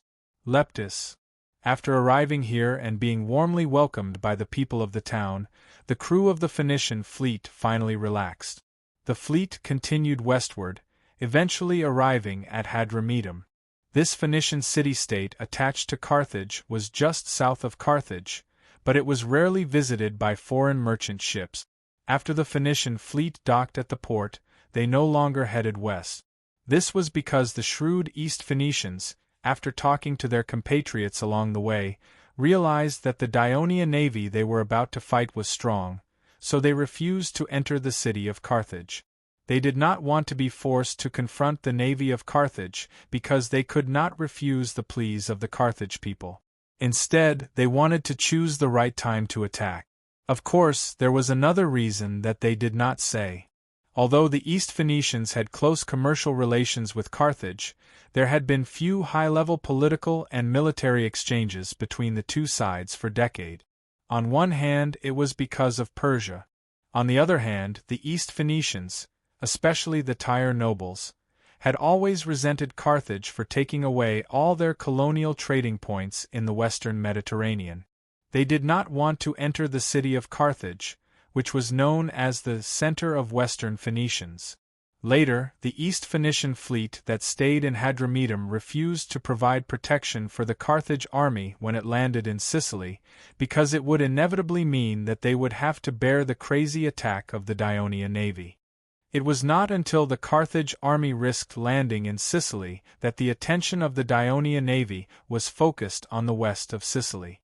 Under the suggestion of Carthage commander Margo, the Senate of Carthage and the East Phoenician fleet finally agreed to Margo's plan. The fleet quietly left Hadramedum, sailed north, and reluctantly entered Caesarea. Caesula was a small island belonging to Carthage. There was a Carthaginian town of about 2,000 people on the island and a small port on the south side of the island. The island was located between Sicily and Carthage, facing the city of Serenus to the north. The East Phoenician fleet crowded the island of Caesarea. After staying for a few days, the fast ships sent out to investigate brought back news. Sure enough, as Margo had expected, the warships of Ionia were leaving the port full of soldiers. How could the East Phoenician fleet let go of such a great opportunity to annihilate the enemy? So the warships left the port, raised their sails, and sailed north with the help of the weak south wind. Finally, they caught up with the Dionysian fleet in time. The East Phoenician warships lowered their sails and began to speed up. The entire fleet gradually spread out to both sides as they advanced, but they did not implement any special tactic. The situation of the Dionysian fleet in front of them was not worth their time. They just tried to increase the number of warships in the front as much as possible, striving to sink as many enemy ships as possible in the first attack. Now, the Ionia fast ships in the outer patrol position, from west to east, had raised 2 yellow flags one after another. The rough information of the enemy's situation had been spread throughout the fleet. The warships near Miltia's flagship had begun to retreat to the coast, while the warships in the east had just received the signal to approach the flagship. The entire fleet was in disarray, unable to coordinate, and the warships had almost lost the ability to fight, causing the crew to panic and low morale. At this moment, Sicerian, who already knew the enemy's situation, directed his fast ship to catch up with a 3-oared warship that was returning. Then he anxiously ordered the fast ship to approach immediately. Then, he stood at the bow of the ship and shouted, "I am Sicerian, who is the captain of this ship?" As soon as he finished speaking, there was a clamor in the cabin of the opposite warship. "Did you hear that? It's Lord Sicerian's voice." Chapter 896. Don't panic, Lord Thacarian is here. With Lord Thacarian here, we don't need to fear any enemy. At the same time, there was a commotion on the deck. These soldiers from the various towns and cities of Ionia obviously knew of Thacarian's reputation, but they didn't respect him as much as the Ionia sailors. A man wearing leather armor and a helmet quickly walked out from the deck. He approached the side of the ship and saluted, "My lord, I am the captain of this ship, Ilias of the First Fleet." Upon hearing that it was one of his former subordinates, Cyclian felt a great deal of relief. He immediately said, "I know you, Elias. Every single time, during the fleet's battleship training, the results of your 3-story fast paddle battleship are always at the top of the rankings. Right now, I order you to immediately have all the soldiers on your ship jump into the sea. Then, take your battleship and follow me to meet the enemy." Ilias was shocked and hesitantly said, "But Miltiades raised the flag of Apollo and told us to. Miltiades is an idiot." Thacarian angrily interrupted him and roared, "The enemy is already here, and all the ships are filled with soldiers. They don't have the ability to fight at all. What's the point of gathering together? Is it convenient for the enemy to crash into us? As the commander of the First Fleet, I order you to immediately carry out my orders." "Yes, yes," Ilias loudly replied. From the bottom of his heart, he absolutely agreed with Thacarian's decision. This was because the First Fleet had always believed in attacking under Thacarian's influence and would never be passive. However, when the soldiers on the deck heard the conversation between the two, they began to clamor. They didn't want to be chased off the ship. Ilias had no choice but to face them. He loudly advised, "Warriors of Ionia, our fleet has encountered a strong enemy. The situation is urgent. However, because the ship is carrying all of you, it is unable to fight. Either you jump into the sea and allow us to fight, repel the enemy, and then come back to rescue you. Or you continue to stay on the ship and wait for the enemy ships to come and sink this warship. Then, all of you will become prisoners together. Please make your choice now. The deck suddenly became silent. Soon, a man walked forward. Division leader. The soldiers shouted earnestly, focusing all their gazes on him. Brothers, if the marine is finished, we will be in big trouble. The captain said firmly. Take your shields, we will jump into the sea and let the marines see that they are not the only ones who can swim. After he finished speaking, none of the soldiers objected. One by one, they picked up the long shields on the deck one after another. This was the strict discipline of the Legion of Dionysia, even if this was just a preparatory division. Please help us preserve the other armors and weapons first, the platoon leader reminded Ilias. Then, he carried his shield and jumped into the sea with a splash. The rest of the soldiers followed closely behind. During this process, Ilias saluted. After Sequelion gave the order, he did not stop by the battleship. Instead, he continued to chase after the other battleship. Due to the slow speed of the battleships loaded with soldiers, it was not difficult to catch up with them. After stopping a few battleships in succession, he discovered a situation. All the battleships he encountered were from the First Fleet, that is, the battleships that broke into the port of Selinus during the storm and escaped disaster, and the soldiers loaded on the battleships were mostly the reserve soldiers of the Dionians. Sequelion thought for a moment and understood that this was not a coincidence. In order to save time, Miltias ordered that as long as the warships were fully loaded with soldiers, they could set off first. The reserve soldiers of the Legion were more well-trained and disciplined than the other city-states' militia. Therefore, they were able to board the warships in the shortest time possible. At the same time, Miltias had to supervise the entire boarding process, so he was the last to set off. Any military commander would have a habit of gathering his most trusted troops around him. This way, it would be more convenient to command and play a greater role in battle, even if this was just a transportation of soldiers. Miltias habitually ordered the First Fleet's ships to dock first, so the Fourth Fleet's ships that had followed him for more than a decade would set off later and be closer to him. This unintentional arrangement of Miltias made things easier for Shikarion. He could smoothly make the First Fleet's warships and the Legion's reserve soldiers carry out his orders. If there was a fast three-story or warship, all the soldiers on it would jump into the sea. If there was a crow warship, 40 soldiers would remain and the rest would jump into the sea. Of course, Sequelion would also encounter friendly soldiers on the ship. They would obviously resist this order, and some even threatened to take over the ship by force. The captain could only patiently persuade them. At the same time, the soldiers on the nearby ships would jump into the sea as an example. In the end, most of the friendly soldiers obeyed, but because of this, time was delayed. While Sequelion was anxiously persuading the eastern ships to obey his orders, the East Phoenician fleet was speeding up to catch up with the retreating Dionia warships. The Dionia sailors paddled with all their might, but the ships were full of soldiers, which seriously affected the speed of the warships. Gradually, the East Phoenician fleet, which had accelerated to its maximum speed, closed the distance between them and the East Phoenician fleet. The East Phoenician warships were like tigers and wolves, pouncing on the fat sheep in front of them.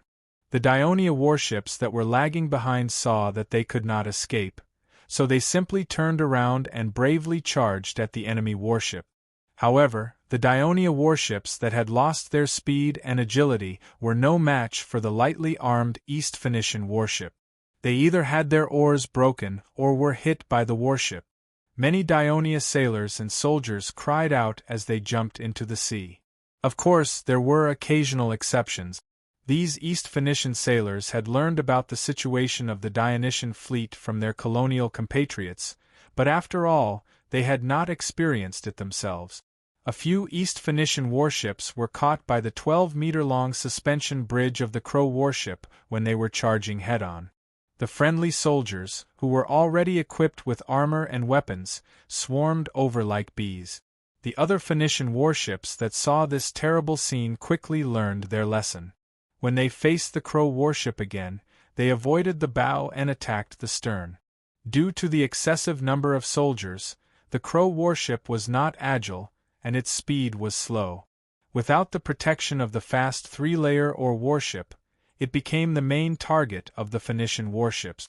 Miltiades' warship was rushing to the beach, which happened to be the beach where the fleet's infantry landed a few days ago. It was just a mile away, and the distance was getting closer. However, Miltiades did not look happy. He was suffering in his heart.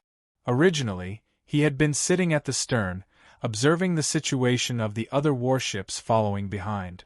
But what he saw was countless enemy ships rushing over at lightning speed and attacking the warships that were lagging behind. Although these warships stubbornly resisted, they were either sunk or damaged. They floated stiffly on the sea and were bullied by the enemy. The startled cries of the crew never stopped, and more crew members and soldiers fell into the sea. This scene made Miltiades feel like a knife was being twisted in his heart. These were the warships that he had shamelessly applied to the Ministry of Military Affairs for more than 10 years. He had carefully maintained and repaired them every day, and they were all gone in the blink of an eye. And these brothers who had been with him day and night for more than 10 years, who had trained so hard, he brought them to Sicily. They had not fought a single battle, and now they were about to lose their lives. He could not help but stand up and shouted, "Stop the ship immediately! Leave 40 soldiers behind!" The rest of the soldiers immediately jump off the ship and swim to the beach. Quick, quick! At this time, Miltiades' order was the same as Sicarian's. In fact, he had thought of this before, but at that time, he was still hopeful. Besides, he was worried that if he drove the soldiers on the ship into the sea, it would lead to protests from his allies, which would be disadvantageous to him. After all, he had made a big mistake. A single mistake caused the Sicilian fleet to be in trouble, and now he regretted it. The friendly soldiers on the deck did not argue like the friendly soldiers on the East warship because they had seen the terrible situation on the sea behind them. Staying on the ship was not necessarily safer than staying in the sea, so they quickly followed the order. Miltiades did not command the flagship to rush directly to the enemy's ship. Instead, he quickly steered to the nearby warship. He needed to gather the nearby warships as soon as possible so that they could fight against this unknown enemy fleet. In fact, due to the critical situation, some of the soldiers on the Dionia warships had already jumped into the sea without Miltiades' reminder, so that the warships could participate in the battle. However, the first wave of attack from the East Phoenician fleet destroyed at least 10 Dionia three-decker warships, which had already torn the rear of the Dionysian fleet into pieces. The subsequent warships chased after the scattered Dionia warships in an attempt to capture the rear of the Dionysian fleet in one fell swoop. Miltiades' flagship, which had a wide hull and a red blood flag fluttering on top of the mast, naturally became the main target of the East Phoenicians. A total of 5 Phoenician warships were speeding towards it, which forced Miltiades to stop his original plan. Miltiades immediately made a decision. He issued an order to a Crow warship and a fast three-decker warship gathered on both sides of his flagship. Soon, the Crow warship and his flagship quickly turned around and steered towards the coast, while the fast three-decker warship made a turn and steered parallel to the coast, pulling away from them. Chapter 897. Seeing this, the East Phoenicians immediately sent one of their warships to pursue the fast three-oared warships, while the other 4 continued to pursue the 2 Raven warships. As the East Phoenicians saw the Raven warships heading straight for the coast, they understood that the enemy warships intended to stop at the shallow beach. This would undoubtedly cause their plan to sink the Raven warships to fail, so they increased their speed again. In the process of the chase, they gradually formed a formation with 2 warships in front and 2 behind. The sailors of the Raven warships gradually slowed down, giving the East Phoenicians the illusion that they were gradually closing the distance between them and the Raven warship. Miltiades stood at the stern of the ship, his eyes fixed on the approaching enemy warships. His ears listened to the lookout on the mast continuously reporting the distance between the enemy warships and the flagship, as well as the distance between the 2 warships. Miltiades stared at the approaching enemy warships, his face covered in tiny beads of sweat. When the distance between the flagship and the enemy warships was only about 15 meters, he suddenly shouted, "Turn!"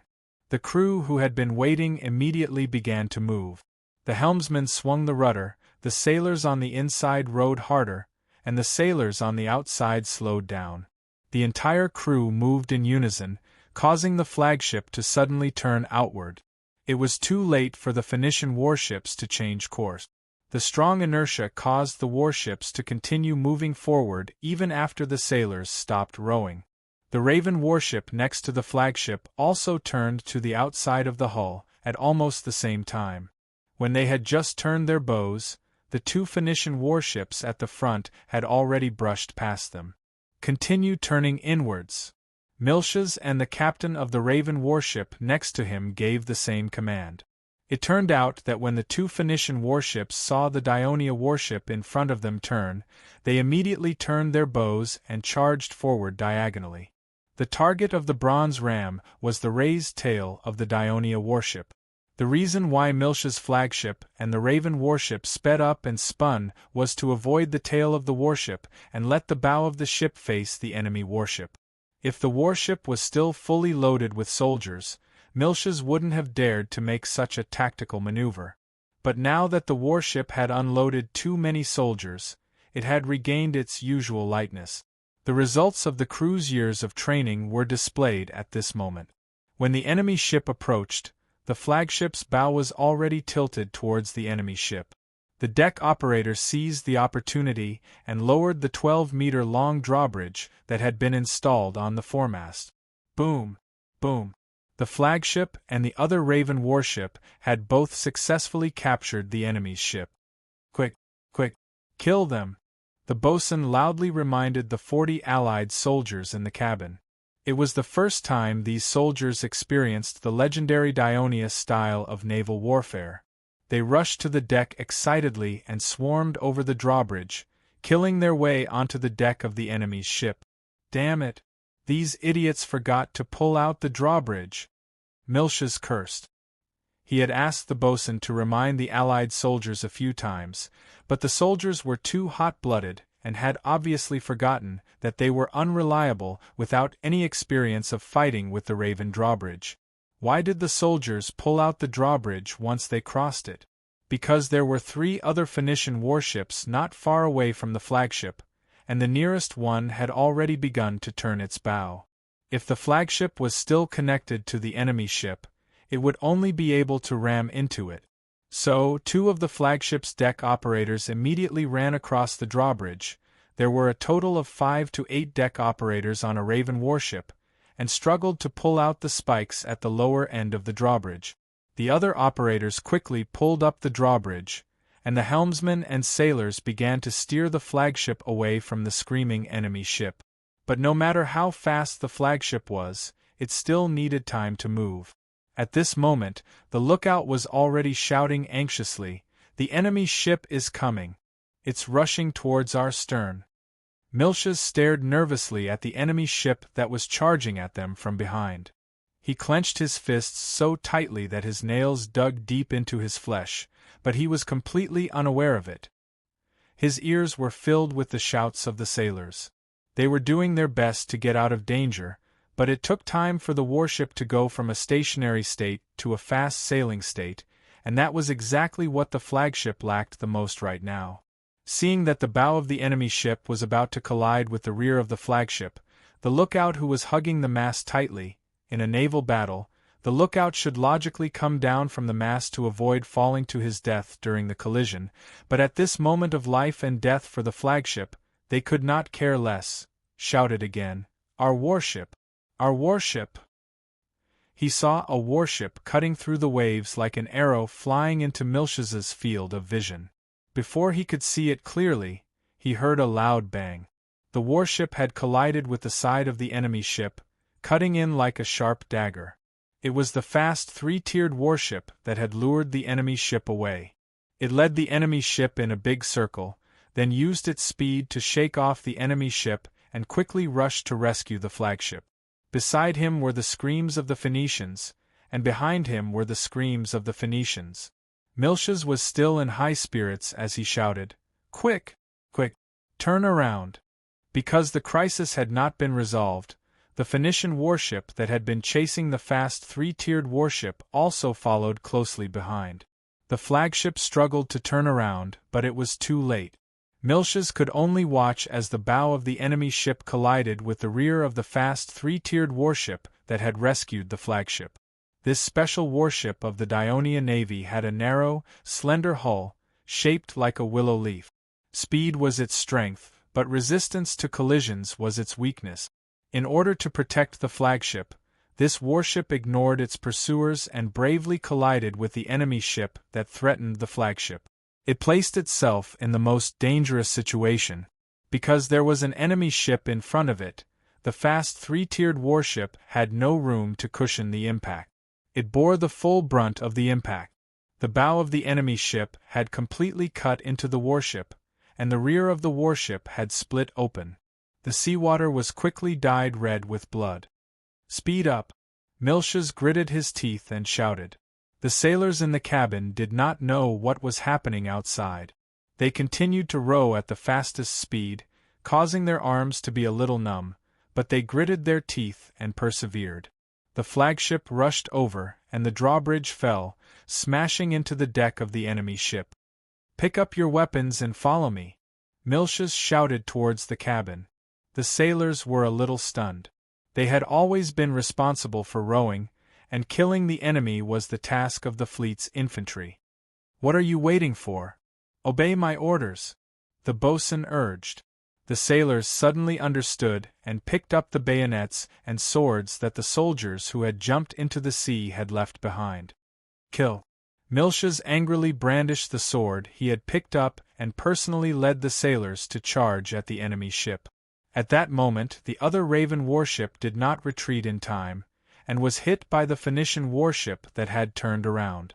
Although the damage was not great, the influx of seawater forced the sailors to urgently block it. This affected the speed and agility of the Raven warship, and it was difficult to escape the danger of being hit again. The three warships led by Milch's faced the attack of 5 enemy ships, and actually managed to obtain a 4-3 ratio. This was enough to show that the Sicilian fleet was well trained and coordinated.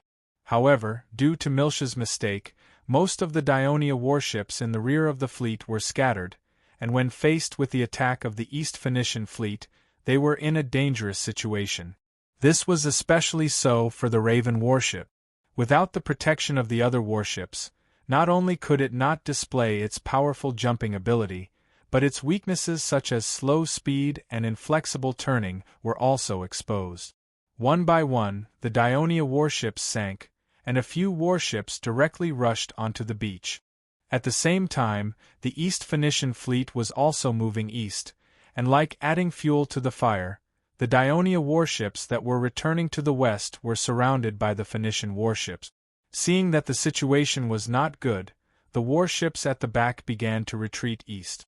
It was not easy for the East Phoenician fleet to find such a good opportunity to annihilate the enemy.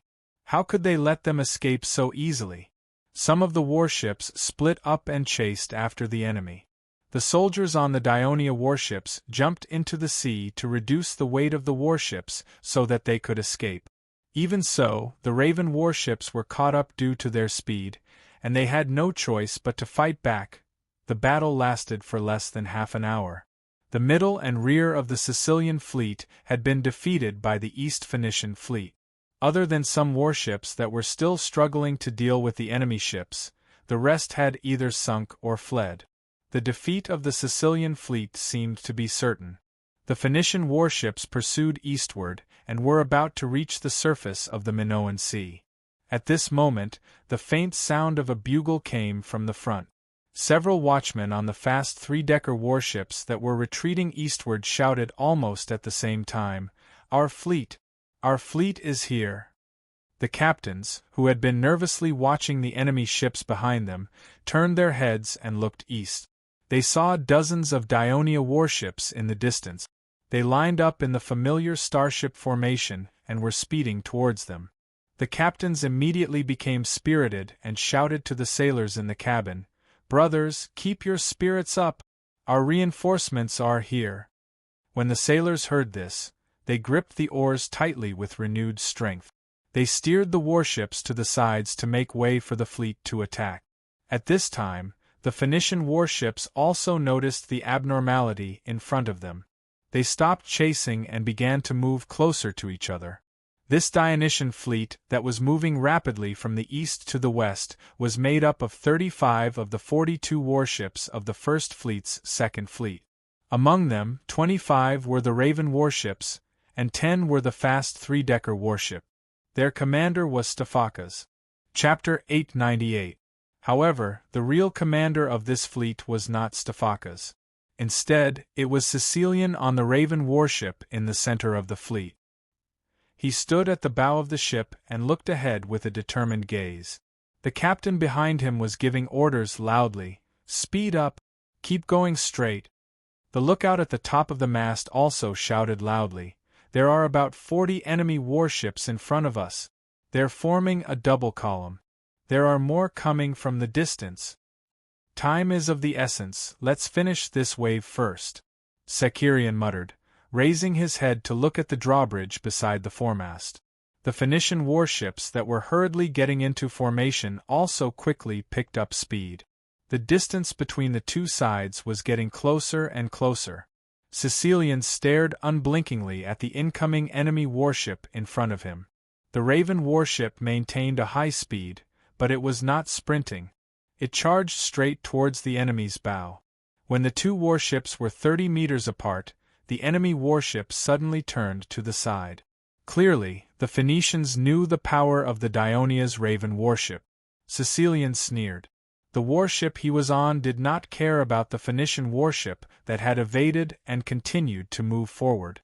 Just as the Phoenician warship went around Sicilian's warship, it suddenly saw the Dionia warship in front of it charging towards the side of the warship like a swordfish. The Phoenician warship had no choice but to turn again and narrowly avoid the crisis of being hit. However, when the two ships brushed past each other, someone shouted, "Pull back the oars! Pull back the oars!" Both sides ordered at the same time.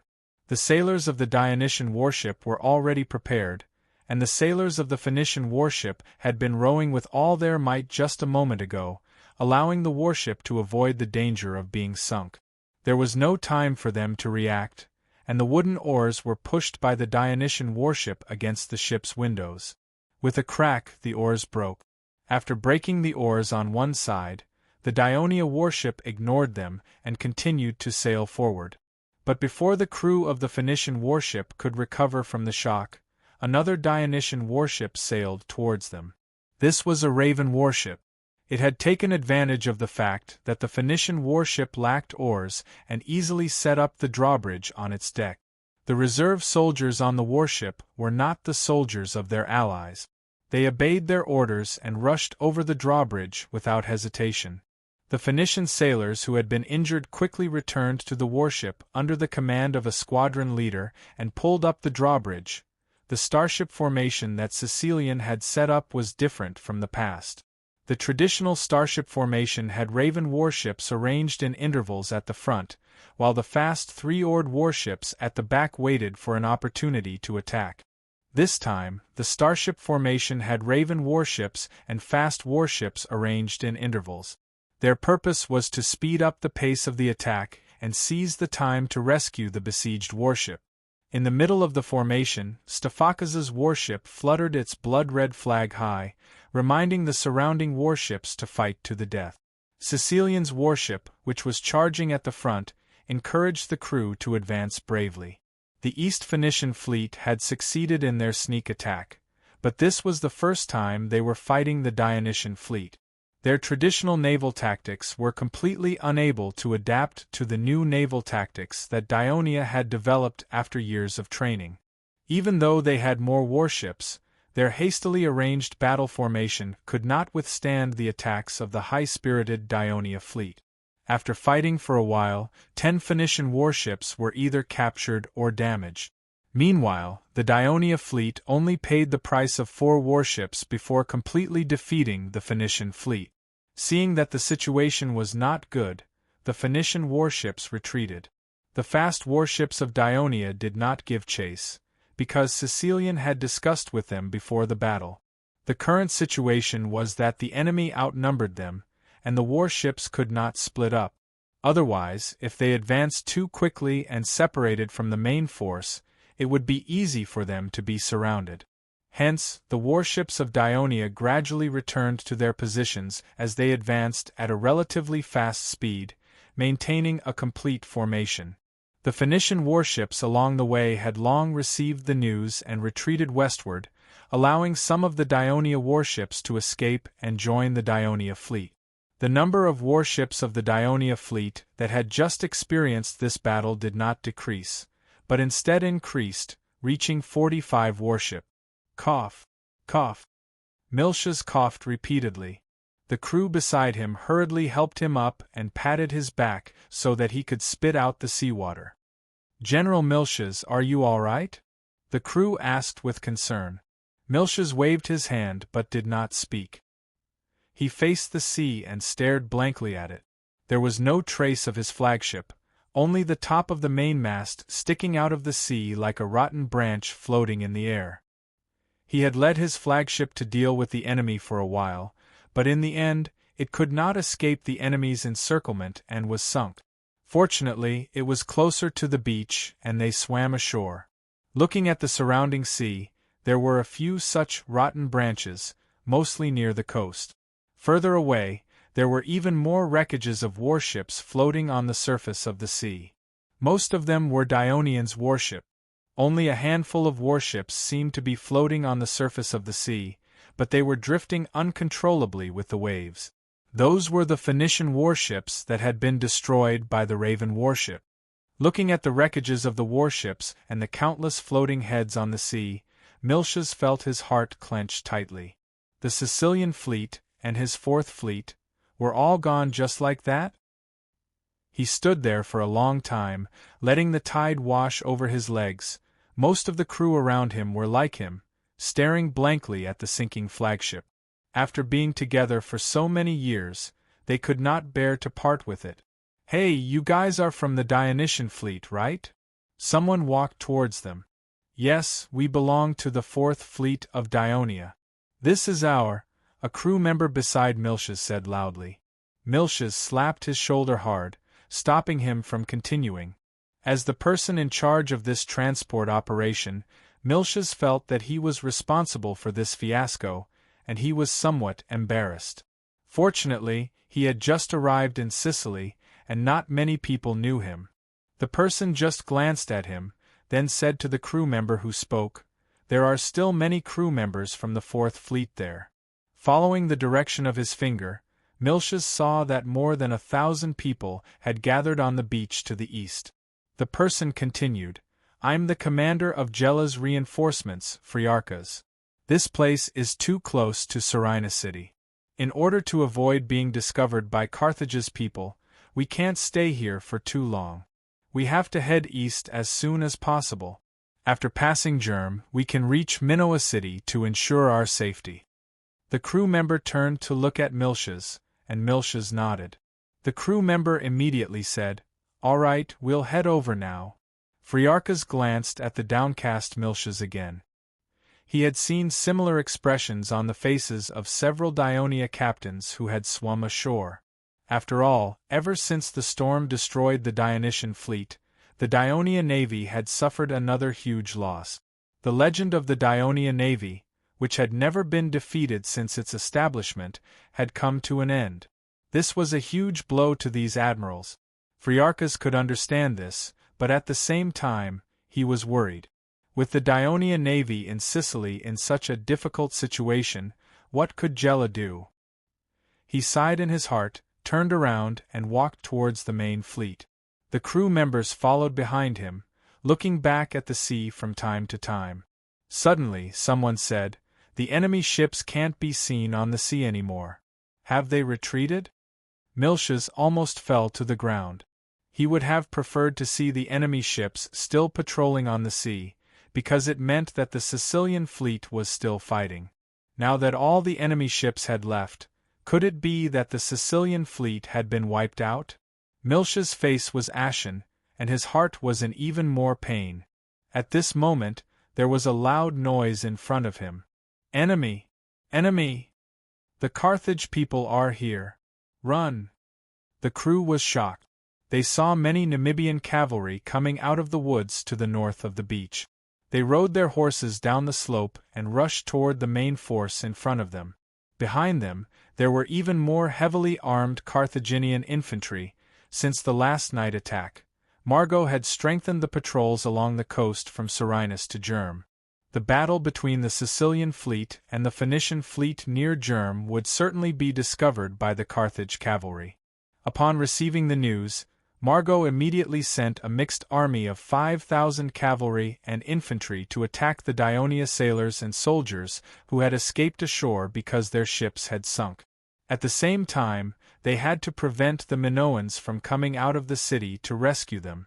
Most of the Dionia sailors and friendly soldiers on the beach were unarmed, and it was inevitable that they would panic.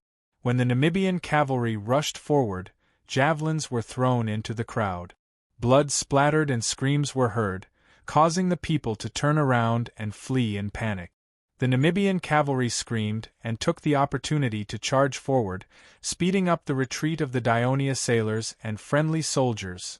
"General, we must escape to the sea immediately to escape the enemy's pursuit." The flagship captain's voice trembled as he shouted at Miltiades. "Go ahead," Miltiades said with a blank expression, but he continued to move forward. The captain of the flagship anxiously grabbed him and shook him violently, yelling in his ear, "Miltiades, the enemy is coming! We must escape! There are enemies everywhere. Hiding in the sea will only end up as a laughable captive. The Fourth Fleet is gone. It's all my fault. I've betrayed His Majesty's trust."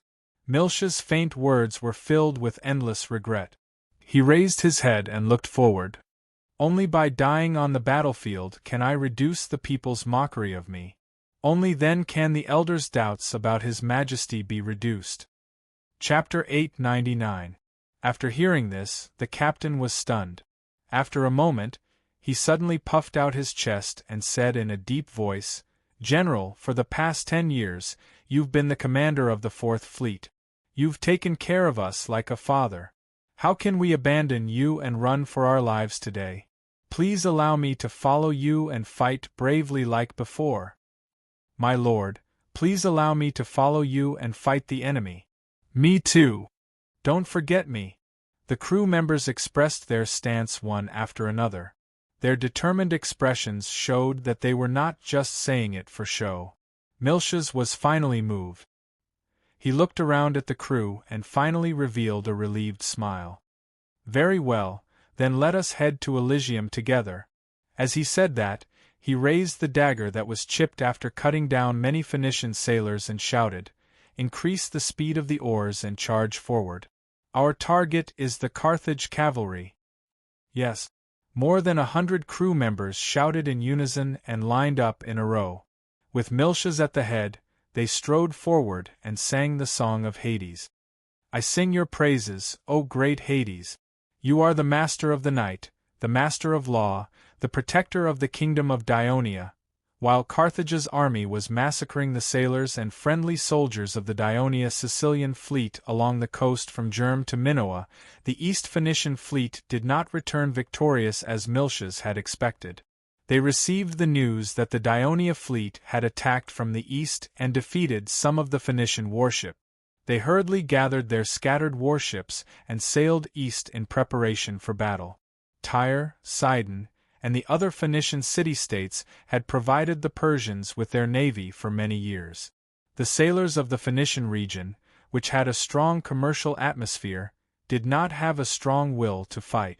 Therefore, in the decades of war between the Persian navy and the Greek navy, mainly the Athenian navy, the Phoenicians did not achieve any brilliant result. Judging from the results of the battle today, the East Phoenician fleet had easily obtained a brilliant victory. They were skilled in calculation and sophistication, so they could stop now and boast about this achievement to Carthage. However, this fleet was jointly formed by Tyre, Sidon, and the other Phoenician city-states. Once they were forced to retreat from the sea by the Dionysian fleet, it meant that they could not clean up the battlefield, take away the damaged warships, and rescue the Phoenician sailors who had fallen into the sea or been killed by the soldiers on the Raven warship. Abandoning their own compatriots in a foreign land thousands of miles away and becoming prisoners of another race was unacceptable to many in the fleet. When they returned to the Phoenician region, they would also be accused by the citizens of the city-state. This was why they decided to continue fighting. Of course, there was another reason. The East Phoenicians believed that they had far more three-tiered warships than their opponents, and could completely defeat them. In the end, the Phoenician fleet gathered 97 warships and met with the fleet led by Sicerion on the sea between Germ and Minoa. At this time, the Dionia sub-fleet was advancing, and the fleeing Dionia warships joined in. The number of warships had already reached 51. At this time, the Phoenician warships were almost twice the number of Dionia warships, and half of the Dionia sub-fleet's warships were more or less damaged. However, the Dionysian fleet was not afraid at all. The flagship of the First Fleet and Second Fleet, located in the center of the fleet, raised 3 long blood-red streamers on the top of the mast under Stephakas's command. This meant, fight to the end, never retreat. The Raven warship that Sicerion was on was still in the lead, charging ahead. All the sailors on the warships, regardless of fatigue, rowed with all their might and steered the warships forward. They wanted to wash away their previous embarrassment and humiliation, and bring pain and death to the enemy. The original plan of the East Phoenician fleet was to use the advantage of having more ships, increase the width of the fleet, and not engage the Dionia warships when they attacked from the front. Instead, they would take the initiative to retreat and lure them deeper. Then, the 2 warships on the flanks would launch an attack. This was a variant circumnavigation tactic. However, when the 2 fleets met, usually both sides would first get into formation before launching an attack. Who knew that the Dionia warships would charge directly at them in a mess? The East Phoenicians were not familiar with the Dionia's starship formation and thought that they had not gotten into formation. The East Phoenician fleet could only respond hastily, and the previous battle plan was not fully implemented. At first, the East Phoenicians still had the mentality of dealing with the Dionysian fleet first, and slowly spread out their formation to carry out the original battle plan. Who knew that the Dionysian fleet's attack was fast, fierce, and efficient? As soon as the warships of both sides came into contact, the 2 Phoenician warships at the front were in danger. One was hooked by the Raven warship, and the other was destroyed by the fast warship. The Dionia warships rushed forward and backward, breaking into the center of the East Phoenician fleet and disrupting the order of the entire fleet. Soon, both sides fell into a fierce melee. The crew of the Dionysian fleet fought with the determination to die. During the battle, even if the hull of the ship was damaged and the seawater seeped in, they would still charge at the nearby enemy ships while blocking the attack of the enemy ship. When the soldiers of the Raven warship rushed onto the enemy ship and did not have time to return, the crew would not hesitate to pull up the drawbridge and smash it into another enemy ship that was preparing to attack them. Then, the sailors would pick up the weapons left by the soldiers who had jumped into the sea and board the ship to fight. Even when the warship was hit by the enemy, the first thing the crew thought of was not to plug the gap and escape, but to throw a number of hooks from the deck and hook the enemy ship. Then, the crew would jump to help. It was precisely because the crew of the Dionia broke out with a strong fighting spirit that they were not afraid of death, that they were able to fight evenly with the East Phoenician fleet despite the great disparity in the number of warship. Their terrible fighting spirit deterred the East Phoenicians, who had always been vassals of Persia and rarely fought independently. Therefore, after more than an hour of fierce battle, the East Phoenicians chose to retreat with fear. Although the crew of the Dionia were very tired, they still had to complete an important task before they could return to Serenus, which was to clean up the battlefield and rescue their fallen comrades. This was also the reason why they fought with their lives on the line. The first person to be rescued was Thurian. The warship he was on was charging at the front, so naturally, he was besieged by the Phoenicians and eventually sank. However, because the battle was fierce at that time, the surrounding warships could not rescue him in time. Now, he was quickly rescued on Stephakas's warship. After soaking in the sea for dozens of minutes, he was still full of energy. The moment he got on the ship, he asked, "Has the enemy really retreated?" Stephakas, the commander of the B squadron, immediately reported, "My lord, I've already sent many fast ships to follow the enemy. If there's anything unusual, they'll report back immediately. I've also ordered 8 warships to maintain combat alert here, just in case. The arrangements are very detailed and reasonable. Much better than that bastard Miltias." At the mention of Miltias, Thurian was furious. He immediately asked loudly, "Have you found that bastard Miltias? There's no news of him yet. Looks like he's too ashamed to see me and has gone into hiding." Thurian's face was full of mockery. He then asked, "How many warships do we have left?" 25. Among them, 18 are Raven warships, 7 are fast warships, and 6 aren't too badly damaged. If we tow them back to the naval base, they should be able to be repaired," Stephakas said in a heavy tone. "This is all Miltias's fault. More than 100 warships. It was his mistake that caused more than 100 warships to be rammed and sunk by a bunch of cowardly enemies. Many of the crew did not even engage in a real battle before they watched their warships sink. This is really..." Sigh. Thurian was heartbroken, even shedding tears. Not only did he grieve for the losses in this naval battle, but he also remembered the great storm that he could not bear to recall. Indeed, the navy of Dionia, which had once boasted of being the number 1 in the western Mediterranean Sea, had 4 major fleets and more than 850 warships. However, in the few months after the war with Carthage, they had continuously suffered heavy losses. The 1st, 2nd, and 4th fleets had been reduced to the size of the navy when it was first established. How could he not cry in pain? Although Stephakas felt the same, he still consoled him. "My lord, we've captured some enemy ships and brought them back to the base. After some minor modifications, they can be added to the fleet and augment our strength." "How many?" Thurian immediately asked.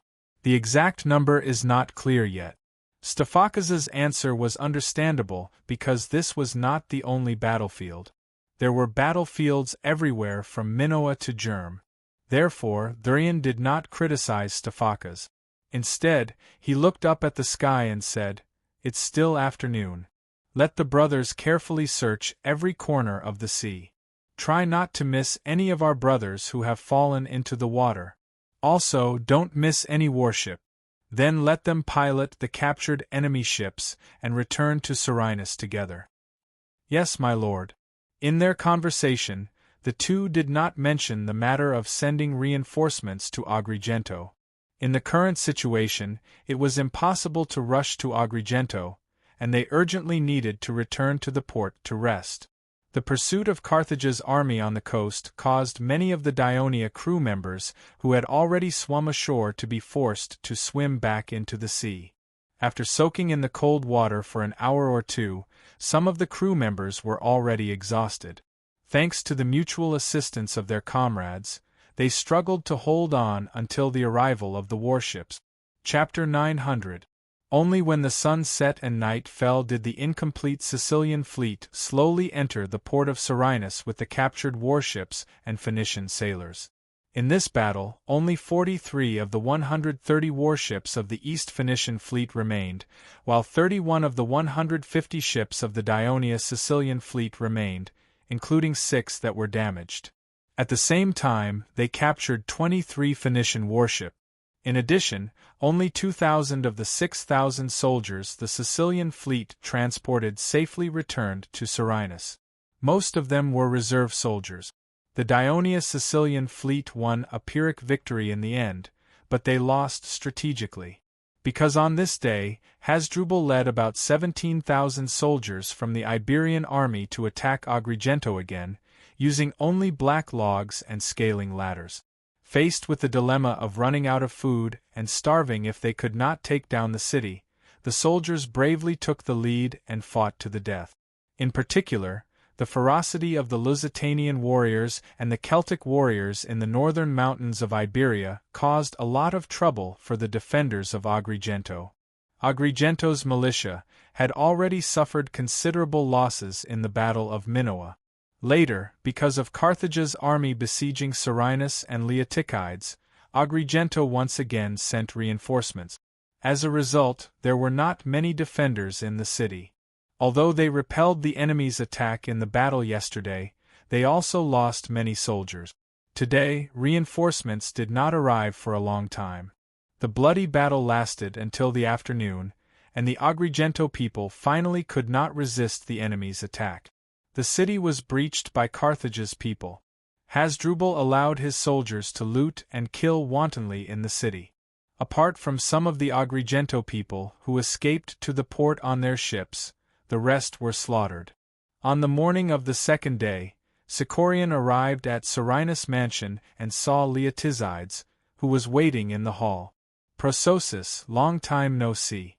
I hope you didn't call me here to borrow the fleet's infantry, or to convert our idle sailors into light infantry," Sicorian said, clearly expressing his dissatisfaction with Leotychides' actions.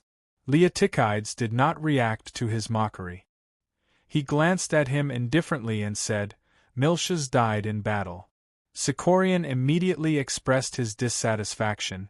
"Who told you that? We searched for a long time yesterday, but we couldn't find it. Where did you get it?"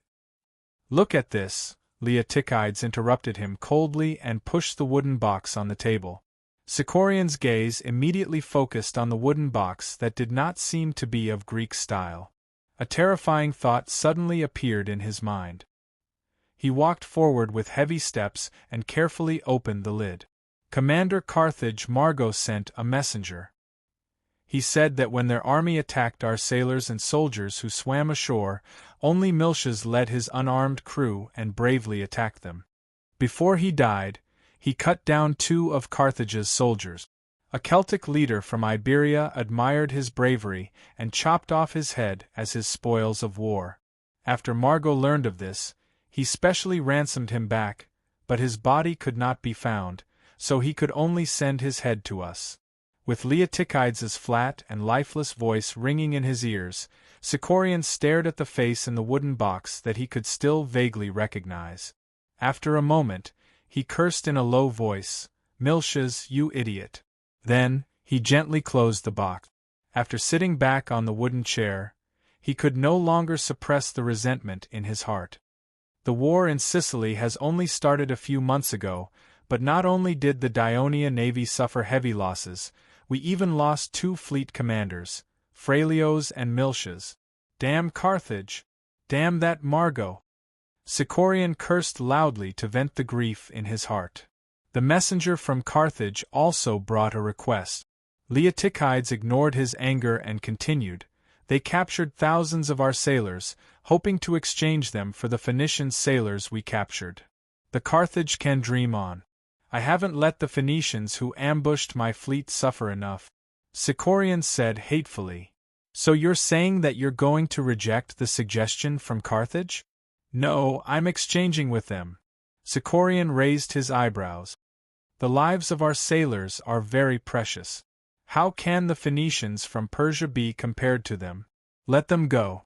I believe that in a few days, they will become our captives again. After the naval battle, the Sicilian fleet brought the captives back to Serenus. After interrogation, Sicorian was temporarily relieved. It turned out that the fleet was reinforcements from Tyre, Sidon, and other Phoenician cities in the eastern Mediterranean Sea. It was not a batch of warships that Carthage had built earlier than Ionia. With the state of Carthage's mother state, it was obviously impossible for them to frequently send fleets from thousands of miles away to aid Carthage. After a while, you and I will both send people to discuss with the messenger from Carthage. We will complete the exchange of captives as soon as possible. Okay. Machiavellian answered straightforwardly. He then asked sensitively, "Why are you in such a hurry? What happened?" This morning, a messenger from Cyprus brought bad news. Cephaleution has been occupied by the people of Carthage. Cephaleution? Sicorian was puzzled. He had been in the naval base in Tarentum and had only been in Sicily for a few months. He had been busy with the affairs of the Sicilian fleet, so he was not very clear about the internal situation of Sicily. The name of the town was completely unfamiliar to him. Cephaleution is a town of the Sicir people. It's in the inner mountains of Sicily, northwest of Agrigento. It's on the border between the kingdom and the people of Carthage in Sicily, bordering the territory of the Sicir people. Leotychides gave a rare explanation.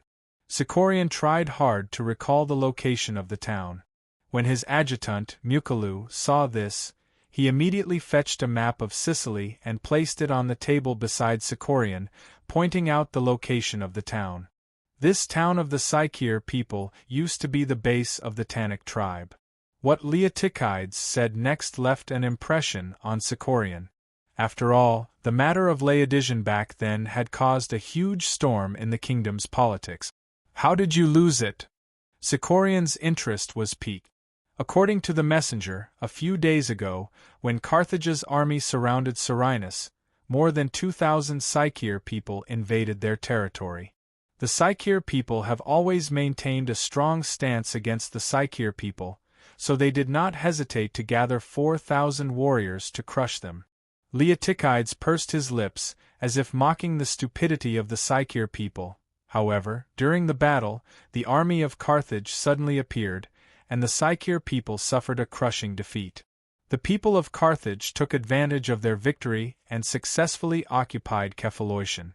After that, the people of Carthage and the Sicir people continued to attack Enna city. The leader of the Tannic tribe, Arcones, who had fled to the west of Sicily, became the guide for the people of Carthage. He even helped the people of Carthage persuade the tribes of Sicir to surrender. This caused the people of Sicir to waver. Although Cyprus has already ordered Crelu, the governor of Hina, to send reinforcements to Enna, the situation there is not optimistic. Furthermore, since we did not send reinforcements to Agrigento yesterday, I am also worried about the situation of Agrigento city. If it falls, tens of thousands of Carthage soldiers will be able to gain a foothold in the middle of the south coast. Not only will it threaten the safety of the neighboring cities, it will also threaten our safety. Sicorian sat up straight and looked at Leotychide. He asked seriously, "You want the navy to send reinforcements to Agrigento again?" "Of course I do. You are now the highest-ranking military officer of the Sicilian fleet. Although Sicorian is not the commander of the Sicilian fleet yet, the new commander has not been appointed after Miltia's death. As the commander of the First Fleet, Maclean has the highest military position in the fleet, so he naturally becomes the leader of this fleet. As the commander of the First Fleet, of course I need to discuss with you. With the current situation of the fleet, can we carry out the mission of sending reinforcements?" Leotychides asked seriously. "Of course." Sicorian answered straightforwardly. In the face of military affairs that concerned the kingdom's interests, he had always been able to weigh the pros and cons. I can use the captured Phoenician warships as transport ships and use the Sicilian fleet as escorts. Yesterday, the Phoenicians were defeated by us despite having the upper hand. I'm afraid they will hide in the port for the next few days. If they really dare to come, we can annihilate them all.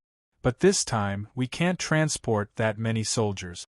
Even if you can transport them, I don't have that many reinforcements. Just 2,000. Although Leotychides said it in a flat tone, Sicorian could feel the helplessness in his words. He once again looked at the commander of the Sicilian army, whom he rarely interacted with. Then he said, "It's not a problem to transport 2,000 people. I'll go back and get ready to leave as soon as possible before noon." Leotychides did not express his gratitude. Instead, he continued, "There's one more thing you need to know.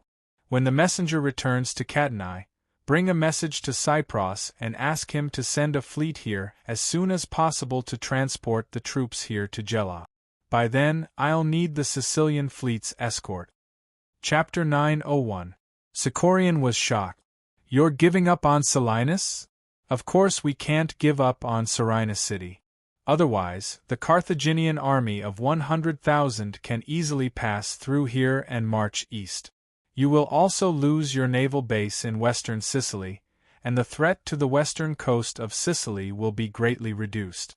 Leotychides explained with rare patience. "However, our main forces have always remained within Serene city, allowing the Carthaginians to boldly attack our defenseless areas without any worries. This is not good either. My plan is to leave a few thousand soldiers to defend Serenus, while I lead the 8th Legion's main force of 10,000 soldiers to Gela. We'll join forces with our allies and defeat Carthage's army that's attacking Agrigento. We'll wipe out their threat to Dionia and our friendly city-state. Leaving only a few thousand soldiers to defend Serenus can stop Carthage's army?" Sicorian was a little worried. "We've been reinforcing the city's defenses. It shouldn't be a problem to defend it for more than a month. By then, the situation might change," Leotychides said calmly. Sicorian pondered for a while before making up his mind. "Since you've decided to carry out this plan as a military force protecting Sicily, the Sicilian fleet can promise you 2 things. First, our fleet will do our best to cooperate with the garrison of Serenus to defend this city.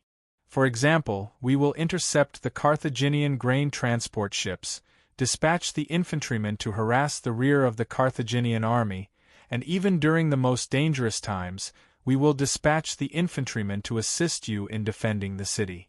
Second, I can guarantee that if Serenus is breached, our navy will do our best to evacuate the remaining garrison safely and return to Catania." "Thank you very much." Leotychides was moved. Even his voice wavered. "If you want to thank me, hurry up and defeat Carthage's army that's attacking Agrigento," Sicorian replied with his head held high. After sending off Sicorian, Leotychides stood at the entrance of the hall in a daze for a while. Beside him, Mucius said with a smile, "It's said that Lord Sicorian is arrogant and not easy to talk to, but it seems that he is actually very understanding." Leotychides did not continue the conversation. He returned to his seat and picked up the map to study it carefully. Mucius snickered to himself.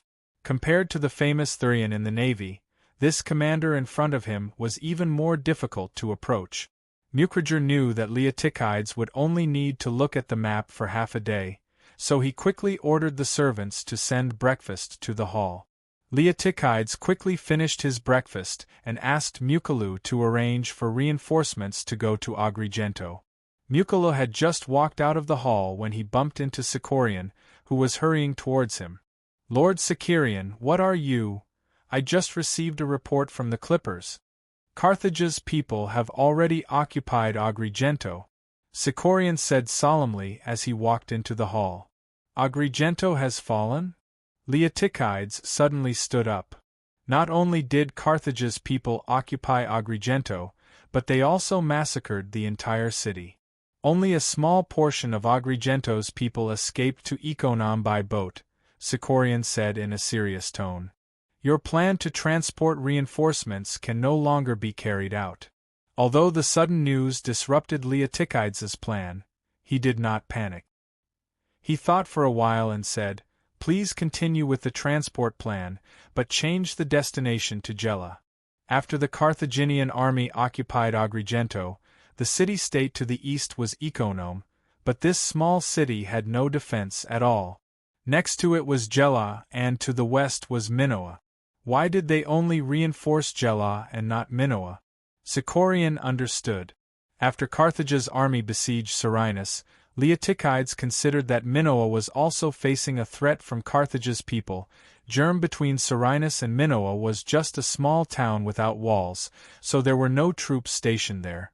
So Leotychides did not ask for reinforcement. The city's defenses could at least hold out for a while. Thinking of this, he asked solemnly, after sending reinforcements to Gela, do you still want to continue with the plan? Leotychides did not hesitate. As long as Carthage's army in Agrigento continues to attack Iconium or Gela, we must go and fight it. This is our only chance. Sicorian stared at the expressionless Leotychides and suddenly admired his decisiveness in the face of a difficult situation. He felt that he was somewhat similar to Leotychides in some aspects. He coughed, stood up, and said, "All right, when you're about to lead your army to attack, please inform the Sicilian fleet to escort you." After Sicorian left, Leotychides turned to Mucritor and said in a low voice, "Send a messenger to Catanae immediately. Tell Cypros to apply to the Ministry of Military Affairs to transfer the 7th Legion to Sicily." Mucritor was a little surprised. Through this period of contact, he knew that Leotychides was a proud commander. If it was not a critical moment, he would not ask for help from the 7th Legion. Was it already a critical moment? Leotychides did not seem to realize that his words had stirred up waves in the adjutant's heart. He continued to explain expressionlessly, after occupying Agrigento, Carthage's army does not only have two options, attacking Iconium or Minoa. They can also directly enter the mountains in the north again, meet up with the army there, seize Enna, and then advance eastward, break through the defense of Hina and Hebita, and invade the Catania plains. After hearing Leotychides' analysis, Mucritor felt nervous. He thought for a moment and said, "Isn't it too risky for Carthage's army to directly attack the central mountains instead of the south coast?" "It is a little risky, but we still have to be on guard." Leotychides pointed at the map and said, "Right now, our main force is in Serenus, and there are only a few thousand soldiers in the Catania plains. They also have to guard against Syracuse in the south, so they have no spare forces to support the cycles. To be honest, the cycles are far more important to me than the Greek cities on the south coast. Once Carthage's army occupies this area, a large area from Naxos to Leontini will be under the threat of Carthage's army, and it will be difficult for us to stop them from invading. Therefore, to ensure the safety of Sicily, to ensure that the people can harvest their crops smoothly during the autumn harvest, and to allow the 8th Legion to fight Carthage's army without fear, we can only send the 7th Legion south to guard the Catania plains." "I understand. I will make the arrangements immediately," Mucritor replied. In the central tent of Carthage's encampment, Margot frowned and said, "We can exchange the sailors, but not the soldiers." "My lord, but the Dionia captured nearly 10,000 Phoenician sailors, far more than the Dionia sailors we captured. That's why they want us to exchange the Greek soldiers as well. Are you my messenger or the Dionia's messenger? Do you think I'm an idiot to let these soldiers go and increase the strength of the Dionysian army? I don't agree to this condition. Go back and talk to them." Seeing that Margot was angry, the messenger could only agree. Margot sat on a chair and panted heavily as he watched the messenger leave the tent. After he calmed down a little, he said to the adjutant beside him, "Tell him that I agree to this condition. Arrange for the prisoners to be exchanged immediately." "My lord, didn't you just say, just do it? It's just 2,000 Greek soldiers. Give them to them. I'd like to see how the Dionia can resist the attack of my 100,000-strong army." "Lord Margot, what made you so angry?" Pamilka opened the tent and walked in. Of course it's the Phoenicians from our mother country. Margot glared at him and said sarcastically, even when they had the upper hand, they were still defeated by the Dionysian fleet. They wasted such a great opportunity for nothing. These people are really idiots. This naval battle is indeed very regrettable. The mother country's fleet obviously underestimated the Dionia, but after this battle, I'm afraid the Dionysian fleet will not be able to harass the western seas for the time being. We, Carthage and the surrounding allies can all breathe a sigh of relief. For this reason alone, we should thank the mother country's fleet that came all the way here to help us. Pamilka reminded him with a smile. Besides, our mother country did not only bring a fleet. They also promised to continue providing us with gold, silver, and supplies to help us defeat the Dionia in the end. Margot snorted. It was precisely because he thought of this that he changed his mind. Otherwise, if these people protested to the Carthage Senate every day, it would only affect his prestige. Why did you call me here? Pamilka asked again with a smile. Oh, I see. Margot suddenly remembered and gestured for Pamilka to sit first. He then said solemnly, although the Phoenician fleet was defeated by the Dionysian fleet, they still succeeded in stopping the Dionia's plan to reinforce Agrigento in time. Although I haven't received any news yet, I believe that Hasdrubal, with more than 20,000 soldiers, will be able to take down the city of Agrigento in no time. Now that the situation is in our favor, our large army should not be gathered under Silenus. Instead, we should seize this favorable opportunity and continue to expand our victory. So, I hope that you will lead the army to attack Minoa,